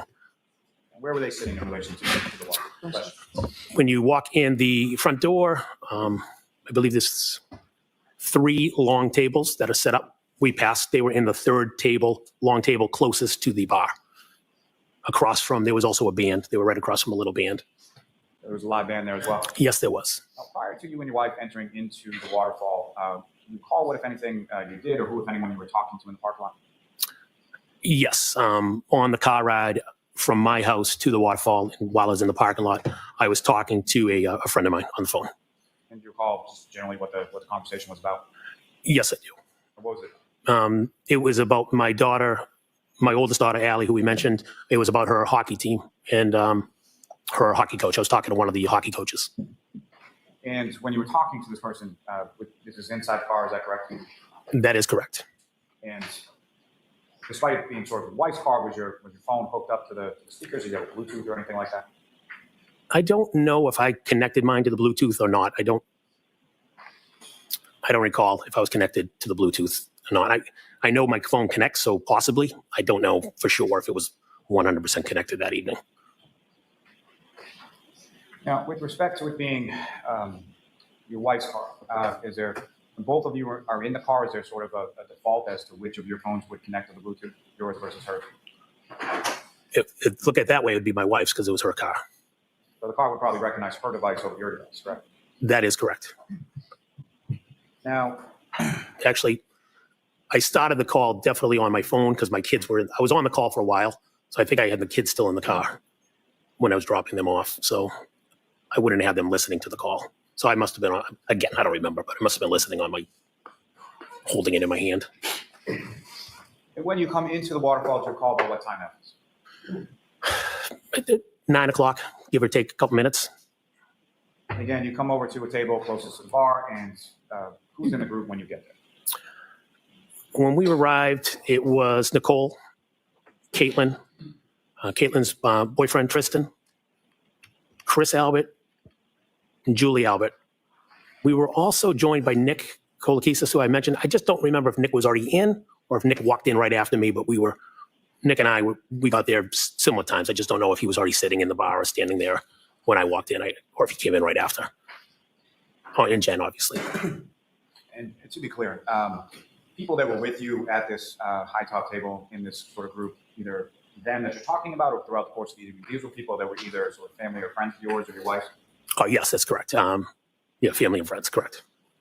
And so whether or not you and Mr. Kolakisas came in at the same time or slightly staggered, at some point he came in as well, correct? Yes, that's correct. And with respect, obviously you were out and you were at a bar, correct? Yes. And from what you recall, you were drinking, and most, if not all, the other people were drinking as well? Yes, everybody at the table, to my recollection, was drinking. And do you recall specifically what you were drinking on that night? I do. And what were you drinking? I was drinking vodka with water and a splash of Crystal Light. And is that something that you would normally drink? No. And why were you drinking that on that? I was in a diet competition with other people in the town, so I was trying to stay away from any beer, which would be what I typically would drink. And as far as your observations of the other people there throughout the course of the night, did you note anyone in your group, either at that time or subsequent in the night, to be sort of overly intoxicated or drunk or anything like that? No. And as far as the other people in your group, as far as drinking was concerned, at that time or any time later in the night, was their drinking sort of commensurate with the amount that you were drinking? I wasn't paying attention to see who was drinking, how much they were drinking. I don't even know how many I had. Maybe at least 3, maybe 5. I don't know for sure. But give or take something there. But again, I wasn't paying attention to see if anybody was drinking faster than somebody else or et cetera. And in that sense, sort of how long were you at the waterfall then? Got there at 9 and left a little after 12, so a little over 3 hours. So roughly 9 o'clock to about midnight or so, correct? Yes, a little. I recall leaving a little after midnight, correct. Now, the initial group that you walked over to around the time that you got there, did that group expand or contract? Did people come or leave? Or can you explain sort of the order of that over the course of the evening? Yes. Shortly after we settled in, Nick's wife showed up. Could have been 15, 20 minutes. I don't remember the exact time, but Nick's wife, Karina, came. And give or take 45 minutes, an hour after that, Brian Albert Sr. and Brian Higgins showed up. And around 11-ish, give or take, I don't know the exact time, Karen Reed and John O'Keefe showed up as well. Let me ask you a little bit about some of those other, but let me ask first about, as far as Caitlin's boyfriend, Mr. Morris, how long was he there then? I don't recall how long he was there. I do know he left. He had mentioned something about working that evening. There was obviously a snowstorm coming in that evening, and he had mentioned that he was going to go home for a little bit before he had to go out and, I don't know if he was plowing or shoveling or doing something, but he was going to be going out that evening to plow, I believe. And Christopher Albert and Brian Albert, they're brothers, is that right? Yes, that's correct. And Christopher Albert's wife is Julie Albert, is that correct? Yes. And she is also friends with your wife, Jennifer McCabe, correct? Yes. And been so for years, as far as you know? as far as I know, yes, they've been friends for years. Now, you mentioned someone by the name of Brian Higgins. Did you know Brian Higgins prior to that evening? Yes. And how did you know him? I had met Brian a few times, social settings. I recall meeting him at the Junction one evening. I believe I met him at a graduation party. I don't know how many times I met Brian, but I met him maybe 3-4 times. I don't know exactly how many. So I knew who he was. You knew who he was as far as he was friend or friendly with your brother-in-law, Brian Albert, correct? Yes. And that's how you knew him, was through Brian Albert? Yes. And do you know where Brian Albert Sr. and Brian Higgins had been prior to them coming to Waterfall? Yes, I was informed that they were in New York, coming back from New York from a funeral of a New York police officer. And both of them, as far as you knew, Brian Albert Sr. and Brian Higgins, they were in law enforcement, is that correct? Yes. Now, you mentioned that at some point around 11 or so, John O'Keefe and Karen Reed came into the Waterfall, correct? Yes. And just to be clear, when you speak of Karen Reed, that's someone that you had met prior to this evening as well? Yes, that's correct. And clarity purposes, for the record, do you see Ms. Reed in the courtroom today? Yes, I do. Could you just describe it as to where she's seated or an article of clothing? She is seated at the table with her attorneys. You want me to describe her clothing? If you could. Black, I don't know, sweater, I'm not sure, dress. Just ask the record reflect that education. Yes. Now, with regard to Mr. O'Keefe first, how was it that you knew Mr. O'Keefe? I've met John O'Keefe when he started to be the caretaker for his niece and nephew after their parents had passed. And specifically, you're referring to Patrick and Kaylee Furbush, is that correct? That is correct. So their mother and father tragically passed away, and Mr. O'Keefe then became their guardian, correct? That is correct. And when you met Mr. O'Keefe, is that when you were living at the house on Sutcliffe? Yes. And where was that house in relation to where Mr. O'Keefe initially lived with his niece and nephew? A couple hundred yards. 2 different streets. It's a neighborhood with multiple streets. My house was on Sutcliffe. Drive down Sutcliffe, maybe pass 1, 2, 3, 4 houses. Took a right, and that was John. That was the street that the kids lived on. Maybe 4 houses up on the right. And with reference to, you mentioned that you had 4 daughters, is that correct? Yes. And were any of your daughters around the same age as John's niece, Kaylee? Yes, my third daughter is the same age, same grade as Kaylee. And about this time that John had moved in this house close to the house you were living on Sutcliffe, about how old was your daughter and his niece, Kaylee? Ooh, I believe it was kindergarten. How old would you be in kindergarten? 7? I don't know. I think kindergarten suffices. So fair to say they were very young, correct? Yes. And with reference to the kids, what, if any, beyond sort of being neighbors, what, if any, relationship did either you or your wife have with regard to Mr. O'Keefe and specifically his niece and nephew? I'm sorry. There's a door. I was trying to. No, the door was shaking, so I couldn't hear the end of it. So around that time that Mr. O'Keefe moved in with his niece and nephew and took over guardianship of them. Yes. What, if any, relationship beyond being neighbors did yourself and or your wife have with respect to Mr. O'Keefe and the kids? Oh, yeah, we had a good relationship, especially my wife. She was having the kids the same age, Kaylee, and my daughter. She was very involved with helping him out, whether it was rides to various events. Throughout those years, I'd also coached Kaylee myself a couple times in soccer, and my wife also coached her in basketball. So play dates, things of that nature. Various times we'd go out with John, where he would meet up somewhere where we were. So a friendly relationship where, John was, in essence, acting as a mother and a father, and so you do a lot of communicating through my wife in regards to needing help and things of that nature. And in particular, his niece Kaylee and your daughter, who was around the same age, were they friends? Yes, they were friends. And about how close were they, particularly around that younger age? They were very close in the young age. Kaylee would spend a lot of time at our house. Spend a lot of time sleeping over. So they were very close. And Kaylee in particular, was she, how close was she with your wife, Jennifer? Kaylee was close with Jen. Kaylee was mature, well beyond the other girls in regards to she was bright, and she was very articulate. So she could have conversations with the adults much better than the other kids. Having 4 girls, she's a bright kid. Now, at some point, Mr. O'Keefe and the kids moved from that house, and you also moved from the house on Sutcliffe, correct? That is correct. And do you recall the order of that? Was it you to move first, or they to move first? I'm pretty sure I moved first. I moved first, yes. And about how far away from the house on Sutcliffe was your new house? It's right up the street, driving in a car, 2 minutes. I don't know, mile and a half. I'm not sure the exact distance, but not far away. And where did John and the kids move? They moved a little further away from, they're probably a couple miles away, 2.5, 3 miles. I don't know the exact distance. Not far. That side of town, everything's fairly close. And specifically, they moved to a house on Meadows Avenue, is that correct? That is correct, yes. And the nature of your relationship, you and your wife's relationship with John and the kids and your daughter and Kaylee, did that sort of continue throughout after each of you moved from the original neighborhood? Yes. Now, with respect to the defendant, Ms. Reed, when was it that you first met her? It's COVID 2020. We met her summertime of, I think it was the COVID year. I think it was 2020 summer. Can you recall the circumstances of that or how you came to meet her at that time? Yes, I do. Could you explain to the jury what were the circumstances? Where did you meet her?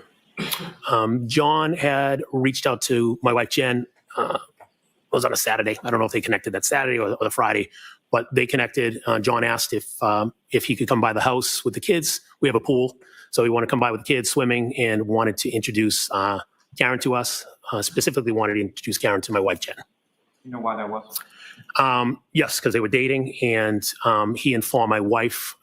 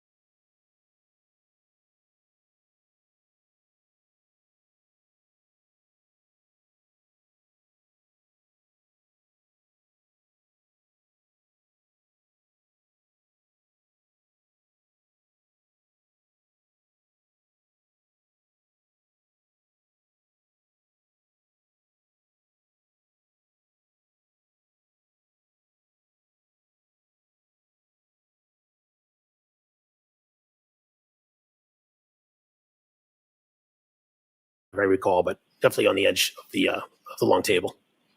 It's fair to say the Cold Keithises didn't really know anybody at the table besides yourself and your wife.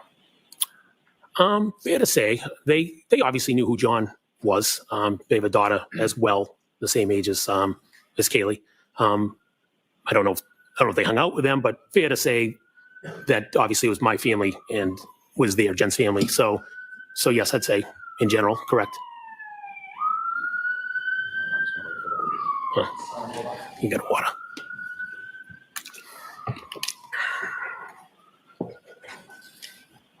Now, sir, if I could ask, as far as Mr. O'Keefe was concerned, do you recall anything about what he was wearing that night? I recall it, a baseball cap, and he tends to brim it over a little bit, and shirt and jeans. I don't know exactly what he was wearing. Do you recall seeing him at any point in time with any kind of winter coat or heavy coat or anything like that? Not that I recall. If he had one on, he had one on. I don't recall it. And as far as his person, his features, what you could see, what, if any, injuries did you observe on him at that time? I did not see any injuries. And do you recall what John was drinking that night? I believe he was drinking Bud Light beer. Is that pretty typical for him? Majority of times I saw John, yes, he was drinking Bud Light. I do recall when he came to my house for that first meet, he was drinking Bud Light Limes, which I thought was interesting, but it was at a pool, and maybe it was a summer drink for him. I'm not sure. Fair enough. I think I gave him a hard time. Now, with reference to Miss Reed that night, what, if anything, did you observe her to be drinking or have? She was drinking a clear liquid. I just assumed it was a vodka soda or vodka something. And as far as the absent the Crystal Light, which I'll leave that alone for now, but absent the Crystal Light, was it similar to the drink that you were having that night? Yes, could have been vodka water. Exactly, I don't know. Now, do you know where the two of them, being Mr. O'Keefe and the defendant, do you know where they had come from prior to coming into the waterfall? John had said they were came over from across the street from CF McCarthy's.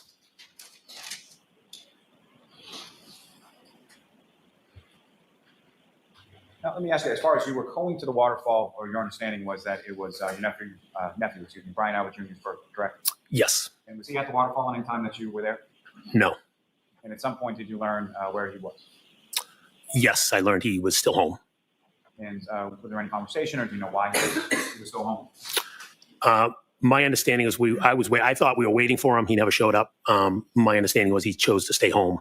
I had a couple friends over the house. Now, from the time that you were in, the waterfall, how would you describe sort of the mood or the demeanor of sort of the group at large?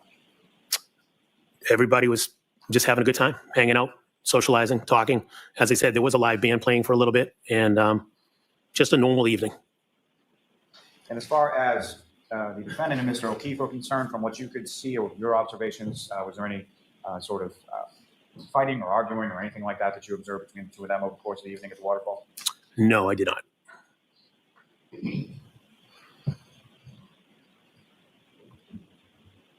You mentioned that you had left the waterfall sometime after midnight. Is that correct? Yes, that's correct. And before we get to that, over the course of the evening at the waterfall, did you have occasion to have conversation with either Mr. O'Keefe or the defendant? Yes, I did. Would that be both? Yes. And starting with Mr. O'Keefe, what, if any, conversation, generally speaking, do you recall having with Mr. O'Keefe that evening? I believe that night I think that night he was out because Kaylee, maybe they just got the acceptance from Kaylee. He was excited about her acceptance to school, Bishop Fian, a local high school. And that was something that you were aware of that he had applied for to get into that school, correct? Yes.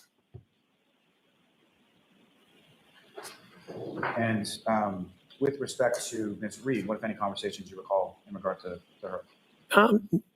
Normal conversation. She, hi, how are you doing? Good to see you. She made a reference to myself asking how Jen and I do it. And I said, she was talking about with the 4 girls. How do we do it? How do you raise the 4 girls? You guys look happy. And I actually joked to her. I said, well, we're at a bar.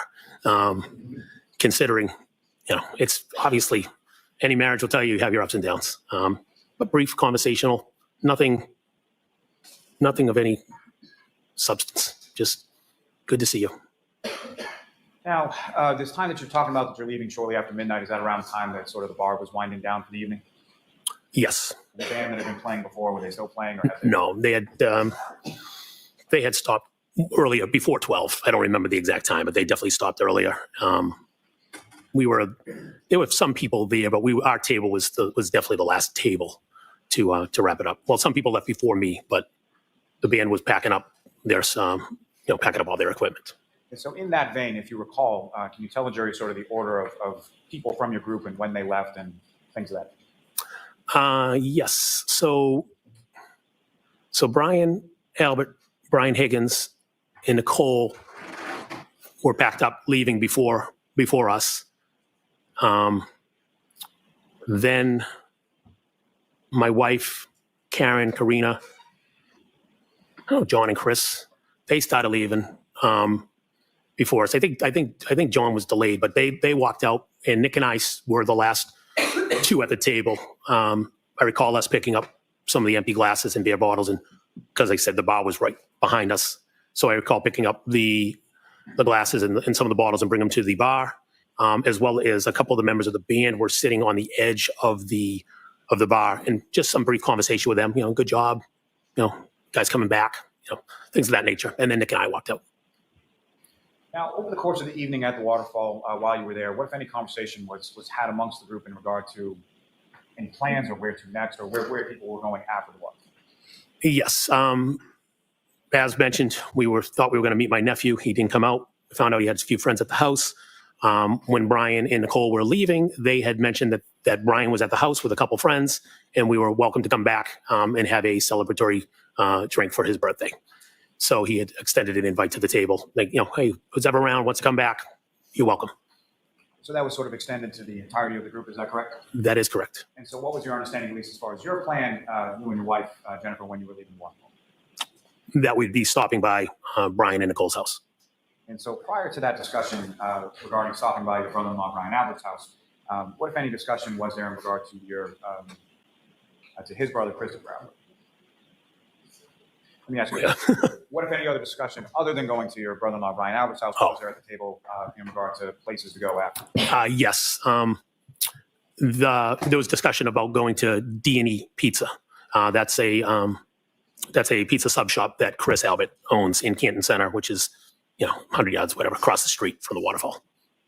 And can you describe sort of what was the substance of that discussion and who was involved in that discussion? Yes, the discussion is we've done that in the past where we've wrapped up for the night. We've gone over there and turned the ovens on and have made some pizza. In this particular instance, Karen had asked if we could do that. She wanted to go to D&E. She wanted to make pizza.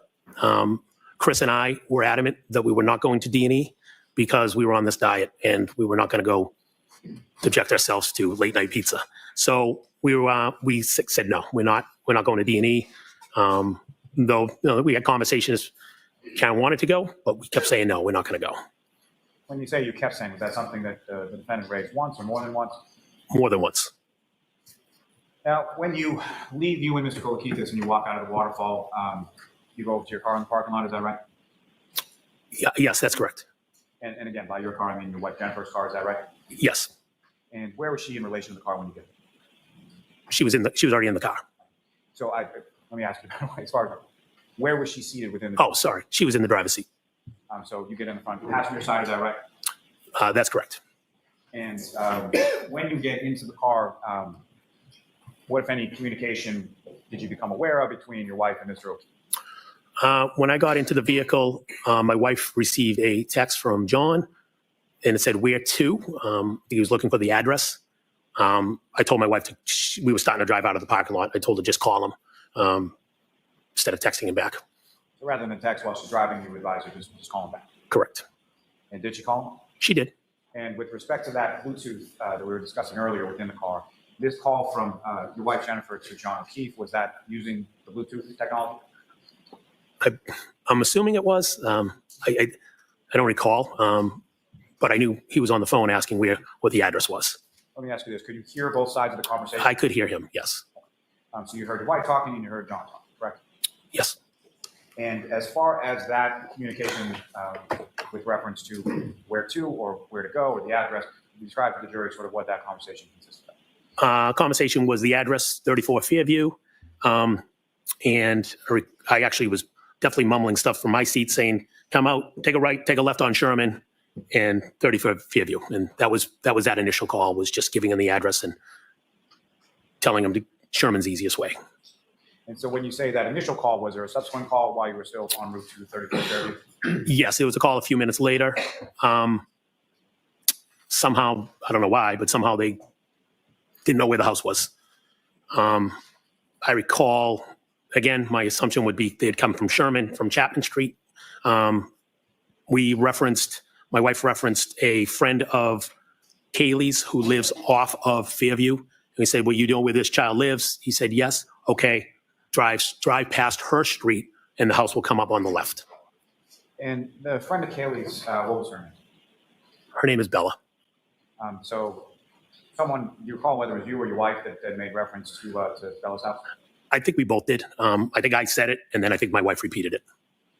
And that was someone, the Bella child was someone who was friends with both your daughter and with Kaylee, is that correct? Yes. Around the same age? Exact. Same age, same grade. Now, when you were talking on this second conversation, again, you could hear both sides of the conversation, is that right? That's correct. And as far as Mr. O'Keefe's side of the conversation, what, if anything, can you say as far as who was coming or who he was with at the time? He didn't make any reference to, you're asking if he made reference of anybody else? Is that what you're asking? What I'm asking is when he was saying as far as looking for the house, was he? Oh, we're on our way. Okay, great. We're on our way. And from, obviously, the earlier interaction that you had with him and him saying we, who did you infer that we be? Karen. And at any point in time during the conversation that you had where you were hearing both sides, did you hear Ms. Reed in the background at any point? I do not recall hearing Ms. Reed, no. Now, about how far a drive is it, or how long a drive is it, roughly from the waterfall to 34th Fairview?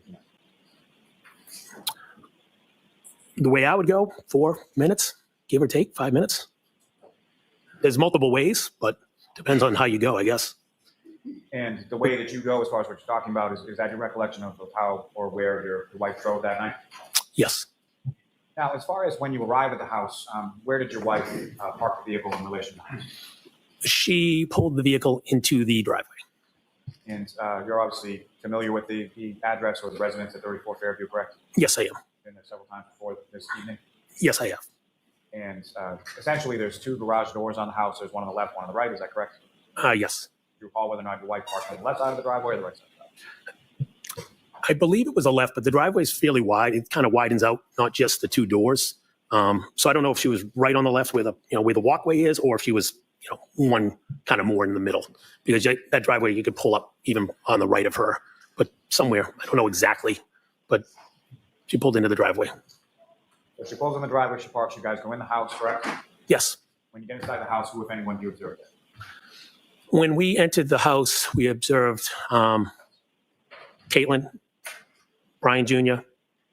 Brian had two friends there, Julie Nagel and Sarah Levinson, Brian Higgins, and Brian Albert Sr. And where? Did I say Nicole? Nicole. I don't know if I said Nicole. And where in the house were they situated? When I recall, everybody was congregated when you walk in the front door, to your right, there's a table, and then there's an open floor where it goes right to the kitchen and the room with the table. They just flow into each other. So people are surrounding either the island in the kitchen and or the table area. And from your recollection, is that essentially where people mainly congregated throughout the course of the night that you were there? Yes. And about how long a period of time were you there at 34 Fairview that night? Got there, I'd say a little over an hour. No, got there about 12:20-ish. Left 1:40, 1:45. I don't know the exact time, 1:40, 1:45-ish. So. You got there somewhere closer to 12:30 and you left somewhere closer to about 1:45, 2 a.m. Is that correct? Got there about 12:20, give or take, and then, left about 1:40, 1:45. I don't know the specific time, but somewhere around there. And similar to the question I asked you about the waterfall, as far as how would you describe sort of the mood or the demeanor of the group in the house when you got there? Everybody was hanging out. I know Julie was excited. We just showed up. Good to see us. Brian, excited that we came by. Normal. So fair to say no tension, no arguments, nothing like that while you were at the house? No. And do you recall sort of what you were doing while you were at the house, or what the group was doing? It kind of hanging out, talking, sitting around the table, engaging. Music was on. Just having a good time, just hanging out, talking, enjoying each other's company. I do recall my wife put on a foolish video that she wanted to show the kids at the table. But other than that, just socially hanging out with each other. The foolish video that you're talking about, do you recall what that was? Yes. And can you describe that to the jury? It was a video for the song It's Raining Men. And do you recall, generally speaking, what was in the video? Why it was a foolish video as you described? Well, it's a in the family. It's one of Jen's sisters had put on a show before with an umbrella. So at some point, my wife came across this video, and it was people just dancing around. So she was showing my niece and my nephew and the friends the video so they could see. We're kind of picking on my sister-in-law. And you have another nephew by the name of. I'm sorry. Are you familiar? You mentioned that earlier at the waterfall there was Christopher and Julie Albert. Is that right? Yes. Familiar with them? Your wife is friends with Julie, correct? Yes. And you know their children as well. Is that right? Yes, I do. And specifically, you know their middle child, Colin. Yes. And at any point in time in the evening when you were there at 34 Fairview Road, was Colin Albert there at any point? No, he was not. You didn't see him that night at all? Never saw him. And obviously, you know your oldest daughter, Allie, correct? Yes, I do. And at any point in time when you were at 34 Fairview, did you see her or vehicle or anything? Did you have any knowledge that your daughter, Allie, was there at the time you were there? No, she was not. She wasn't there. You didn't see her there. You didn't know if she had been there before you or anything like that. Correct. Correct. Now, turning back into the house, as far as the group that you were with, was there any point in time that anyone from that group left that sort of general area of the dining room and the kitchen that you recall? We were in that room. There's a room right next to the kitchen with the doorway that you can walk through. I was seated at the table, but you could walk through the doorway. You know, I know Julie Nagel went into that room because she was looking out the door. And other people could have walked in and out of that room. It's right there, right next to us. At any point in time over the course of that evening, did you see anybody sort of go upstairs or downstairs to the basement or anywhere else but that general area of those three rooms in the home? I did not see anybody. Now, at some point, you mentioned that Julie Nagel was looking outside for something. Is that correct? Yes, that is correct.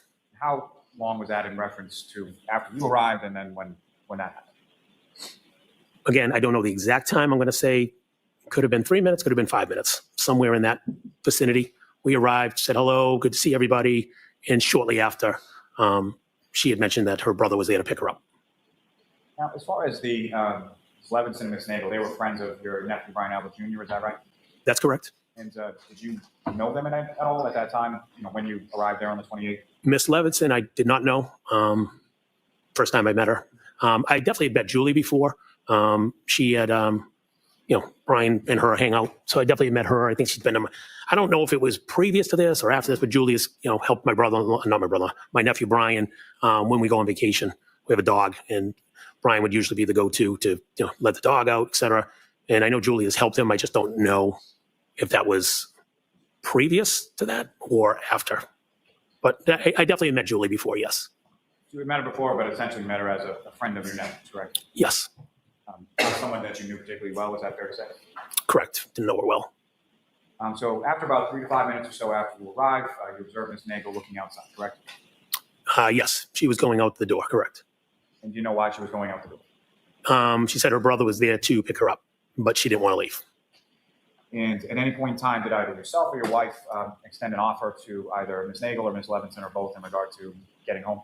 Yes. My wife informed them that if they wanted to stay because we just got there, we would be more than willing to drive them home. And fair to say at this point in time, you didn't even know where Miss Levinson or Miss Nagel lived, is that correct? No idea. You didn't really know what you signed up for as far as driving them home, is that correct? Well, Canton's not that big of a town, so I wasn't too scared. But yeah, I didn't know exactly where they live. I knew they were from Canton. Now, at some point when Miss Nagel goes outside, what, if anything, drew your attention to the outside of the house? When she went outside or when she was opening the door, her or somebody referenced that there was another vehicle out front. And so upon hearing that, where did you go? upon hearing that, we just assumed that was obviously John and Karen. So I don't recall if I looked out the window first or looked out the door first, but I looked out to see the other vehicle out in front of the house. And just to be clear, when you say window and when you say door, like which window and which door? Well, I was sitting at the table, and right behind me is a window. Or if I stood up and took 5 steps, there's the front door of the house. So again, In addition to sort of the regular front doors, there's like a storm door or something that you would have been able to see through. Is that? that would be the front door. I would call the storm door. That yes, I could see out the front. There's another door. If you're looking at the house, it's your front door, windows, and then there's another door. Julie looked out or went out through that door. I either looked at that point, either looked out the window or walked over to the front door, which would be the opposite door. Regardless if you looked out the window or you looked out the storm door at the front door, when you looked out, what if anything, did you see? I noticed the big SUV parked in front of the house. And do you know what color the SUV was? At the time, I didn't. It was dark. I didn't know if it was a black SUV, a dark green, a dark blue, but it was a dark SUV. And at the time, were you familiar with either or both of the vehicles of Mr. O'Keefe and or the defendant, Ms. Reed? Yes, I knew Karen drove a dark SUV. I didn't know the make and model. I just knew she drove a dark SUV. I'd seen it at pickup and things of that nature. And did you know what kind of vehicle that Mr. O'Keefe drove around that time? I think he had a smaller SUV. I don't remember the make. Do you remember what He color? had you know what? I don't remember the color of his SUV. He had another car too that he drove around. I remember that. That's about it. And when you're looking out from either the window or the door, where was the dark SUV in relation to the house? If you came out that front door, pretty much right in front of the house, parked in front of the house. Now, you mentioned that Ms. Nagel had left the house through the other door and gone outside. Is that right? That's correct. When you looked out, could you see Ms. Nagel or where she had gone? No, there was another vehicle, again, coming out the front door. If you go to the left, there's a driveway. There was another vehicle over there. I don't know if it was on the street facing this way, if it was pulled in. I just looked out the front door and noticed the car to be like, oh, that's John. That was my focus. I didn't look for Julie. As far as the other vehicle, did you observe at least enough to know whether or not it was behind the dark SUV, in front of the dark SUV, or something else? Yeah, it was to the left. It was equivalent to where the driveway was. And then after the end of the driveway, there was a Jeep. And after the Jeep was the SUV, the dark SUV. And with respect to, just from your perspective, you're looking out, so the driveway would have been to your left, is that right? Correct. Are you familiar with any other sort of landmarks or anything else in the front yard area of your brother-in-law's house? Yes. So you look out, the driveway's to the left. If you look to the right, there is an island of like maybe rhododendrons, something, bushes. There's a flagpole right there. There's a utility. I believe it's a green utility box. I'm assuming it's utility, kind of on the edge. There's a fire hydrant. All that stuff was to the right side of the looking out the front door.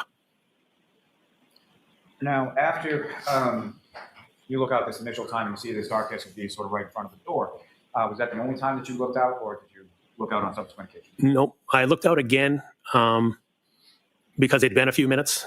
Again, 2, 3, 4 minutes. I'm not sure how long, but it'd been a few minutes, and we thought it was weird they hadn't come into the house. Looked out and saw the SUV again.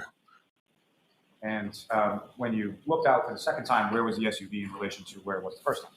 The SUV had moved up the road from the front of the house. It went from spot A to spot B. Now it was further up, more in sync of where the again the flagpole, the utility box, more in sync with that. It had moved up the road. Thought it was weird that they hadn't come in. Now, as far as the times that you're looking out, did you happen to make any note of sort of, let me ask you this, taking it back to the waterfall just for a second. When you were driving, or your wife was driving from the waterfall to 34 Fairview, what, if anything, did you observe as far as what was the weather doing? The snow had started to fall. And at that initial time that you're going from the waterfall to Fairview Roads, was it sticking to the pavement or anything at that point? I believe there was a dusting. It was definitely falling. I don't think it was on like the main roads, but definitely a dusting of snow was falling. Correct. And from that time after you arrived at the house and shortly thereafter when you observed this dark SUV out in front of the house, had that changed at all as far as the accumulation or sticking to the pavement, roadway, grass, anything like that you saw?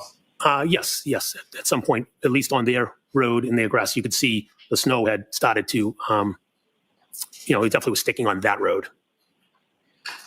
Now, you observe it initially in front of the door, then about 3 or 4 minutes later, you observe it further up towards the flagpole, correct? That's correct, yes. And each of these times, you're not just standing at the door or standing at the window, staring out the entire time, correct? No, just looking out, being like, what the hell are they doing? And going back to my seat. And at other than those 2 times that you've already testified about, was there any subsequent times after that? Yes, I definitely looked out a third time out the door. And the third time that you looked out the door, where was the dark SUV in relation to where it had been the second time? It had now proceeded further up the road, past the flagpole, past the utility box, past the fire hydrant, more in line with between the yards. I believe there's bushes and trees that separate the Alberts residence to the next residence. So it was actually past the Alberts residence and a little further up. I'd say more on the edge of the property line of if you're looking out of the neighbors to their right, if I'm looking out of their house. Now, this distance between the second time that you saw it and the third time that you saw it, do you have any idea about how much distance that was or how many feet? Hey, I'd be guessing 30, 40 feet. I don't know. I have no idea. I'd have to measure it. Now, with respect to the snow that had fallen on the ground, as far as the vehicle was concerned, it moves from one point to the second point to the third point. Do you observe any sort of tire marks or anything in the snow out on the road when you looked out? Yes, I did. And the tire marks that you observed, did they essentially lead up to the back tires of the dark SUV that you saw out there? At some point, I looked out and noticed tire marks that would have started before the Jeep. So if the Jeep was here, it's just a weird, like a wave. It was a weird wave in the road. You could see the tire marks. And was that before or after? So at some point, Ms. Nagel goes out to some other vehicle and then comes back inside the house, correct? Yes, that's correct. You know about how long she was outside of the house for? I'd be guessing a minute. I'm not sure. Not terribly long time. No, not at all. And so the time that you observed this sort of abnormality in the tire marks that you see out there, was that before or after she had come back inside the house? That would have been after. So you don't know if that was from the dark SUV or whatever vehicle she had met. You have no idea. Objection. No, can you answer that? Well, the form of the question, it's sustained, right? Do you know which vehicle left those abnormal tire marks you saw? Based off of where the tire marks were, they came off the curb. My assumption was it was the SUV. I withdraw. Okay, I heard the answer. I withdraw. okay. But you don't know, correct? No, I didn't see the no. And that was my next point. As far as when you saw the vehicle, as far as each of those 3 times, it was stationary each time you saw it, correct? The first 2 times, definitely stationary. The third time looked stationary. If it was going a half mile per hour, I'm not sure, but it was further up the road. It looked to me it was stationary, but like I said, if for some reason it was moving, it could have been moving. But now, each time that you saw the vehicle, was it in the same sort of position with respect to the house?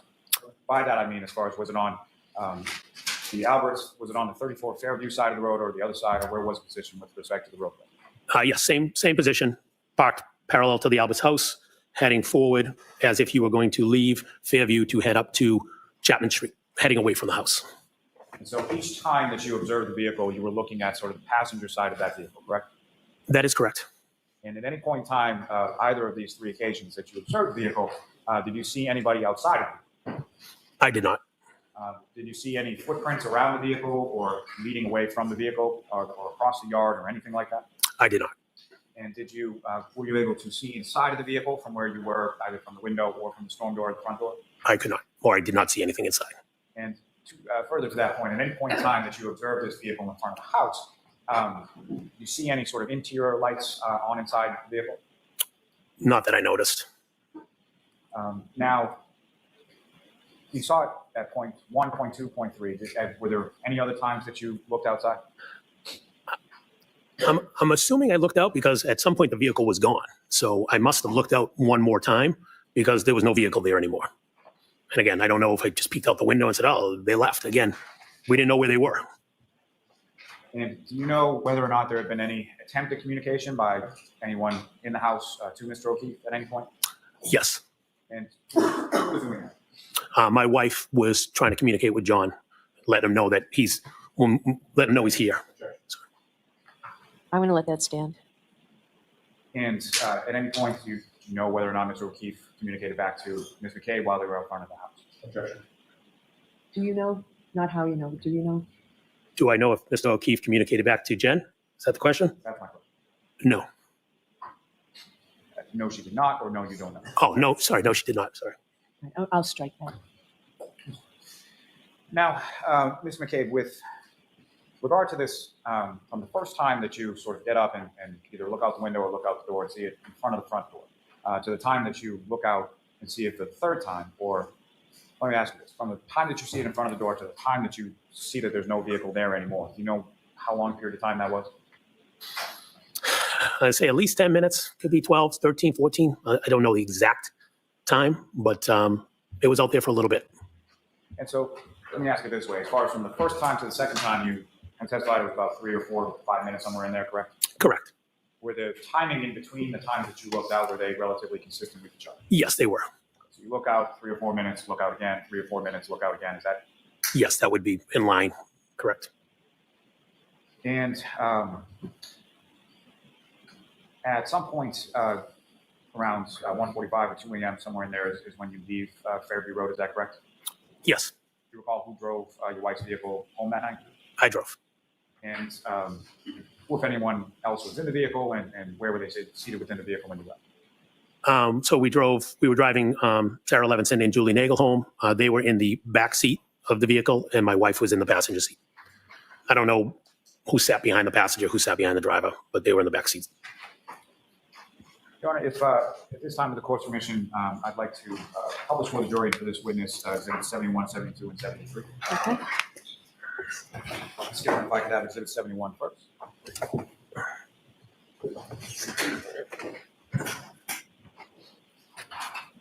And so, Ms. McCabe, on the desk in front of you, there should be a laser pointer there. If you just click that button and point at the screen, if when I ask you to do so. First, just with reference to what's up on the screen as exhibit 71, do you recognize what that is, sir? Yes, I do. What do you recognize? 34 Fairview.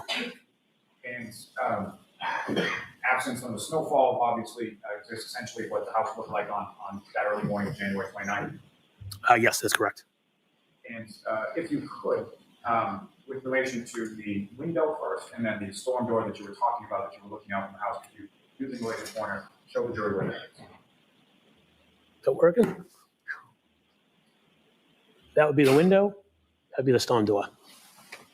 And with respect to the first placement, the first time that you look out and see the dark SUV in front of the house, is that visible in this photograph?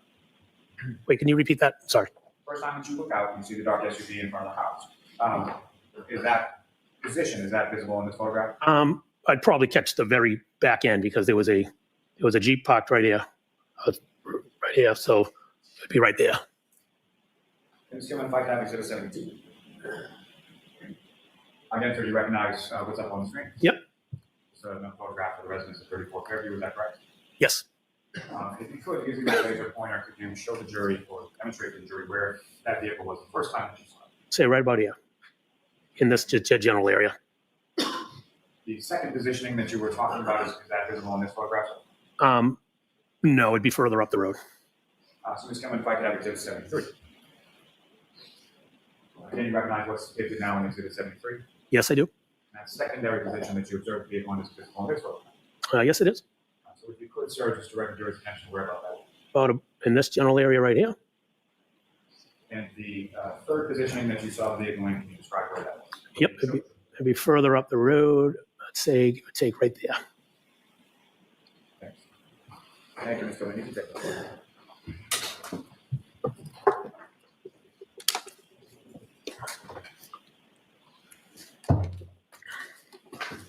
And so, sir, you leave the residence of 34 Fairview. Do you recall, as far as the weather was concerned, what was the weather?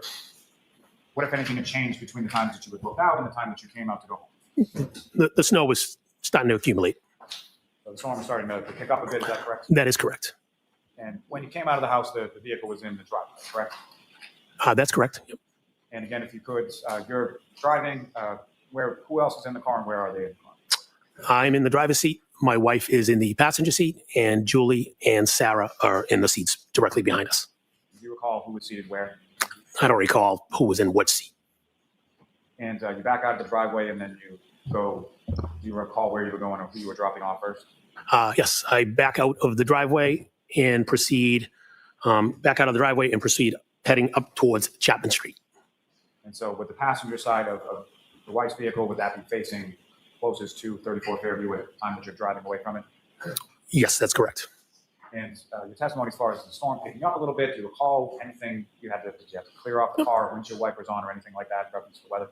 Yes, I brushed the car off. I had to wipe the car off with my hand and clean off the windows before I pulled out of the driveway. And then obviously setting the windshield wipers as I was driving away. Now, that area over where the secondary position that you observed that dark SUV in over by the flagpole, do you recall any sort of like street lighting or anything, ambient overhead lighting in that area? I don't recall it, no. As you're driving away from the house, do you recall whether or not was there any conversation or music playing or anything like that in the car as you're driving away? Yeah, it was chitter chatter. You know, my wife was turned towards me, like turned in, talking to the girls behind me. I know at one point somebody was joking about, I don't know, peanut butter and jelly sandwich or something. Something about bread. I forget what it was. And then I drove up the street. And as you were driving up the street and away from the residence of Fairview, what, if anything, did you observe abnormal on the side of the road? Were you looking at the side of the road? I was not. I was focusing on the snow coming down, the windshield wipers, and driving up the street. And fair to say you didn't see anything in the yard or anything like that? That's correct. So you drove each of the two young ladies home, is that correct? Yes, it is. You know about what time it was that you got home yourself? I got home, give or take, somewhere between after 2:10, 2:15-ish. I don't know the exact time, but somewhere in that vicinity. And when you got home, each of your four daughters, including Allie, were they all home at that point? The kids were home, correct. And when you arrived in the house, you and your wife, where did you? Well, first went in the kitchen. When we walked in, my wife proceeded upstairs before I did. I was in the kitchen for a few minutes and then went upstairs and went to bed. And did your wife go to bed around the same time as you? Yes, she might have already been laying in bed before I physically got in the bed, but yes. And as far as when you fell asleep, was your wife still awake, or had she already fallen? She was still awake. We were both awake. She actually wanted to watch a show, which I had no desire to watch, and said I was going to bed. We talked a little bit about my younger daughter, about she was trying out for a basketball team, so we talked a little bit about that, and then that was it. I went to bed. Turning your attention to the morning of the 29th. Yes, the morning of the 29th. You woke up at some point, is that correct? Yes, that's correct. And what, if anything, do you recall? Or what woke you up that morning? I woke up to screams in my bedroom. Or may we approach this briefly? Okay.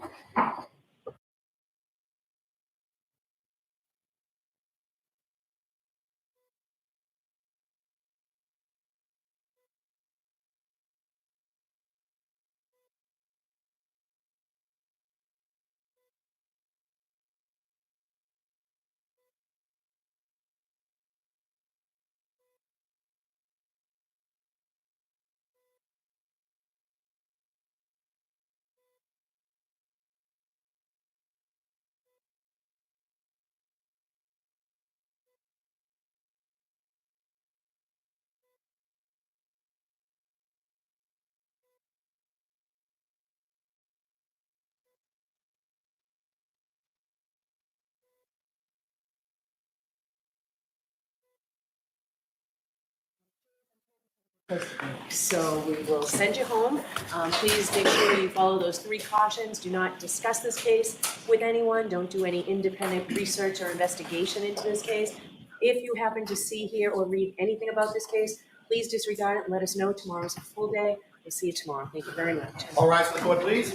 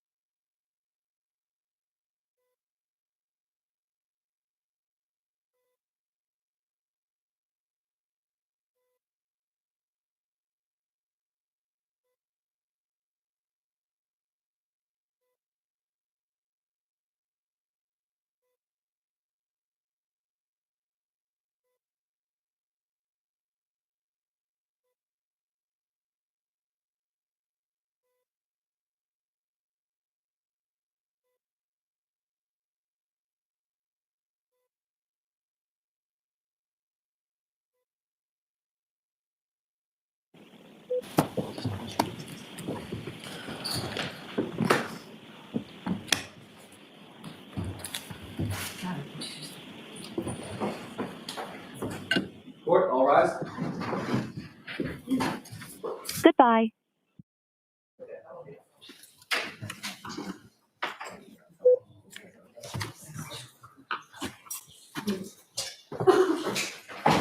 Thank you. Go to the stand for recess.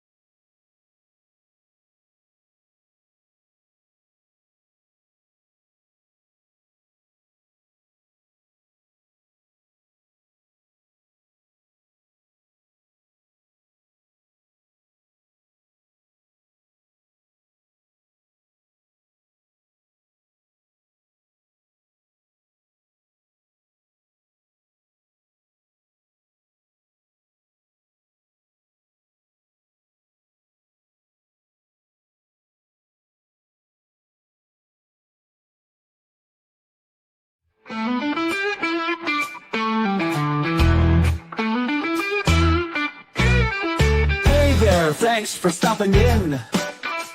We hope you will join us again. We all look forward to next time. We get to talk about true crime. Clues. Justice served in an honest fight. True crime tales till the verdict's right. Solving more than just trivial quests, where sentences rule and the defense rests. Our true crime family is great. All types of topics we debate. Smash that like and ring that bell. Hit subscribe, you might as well.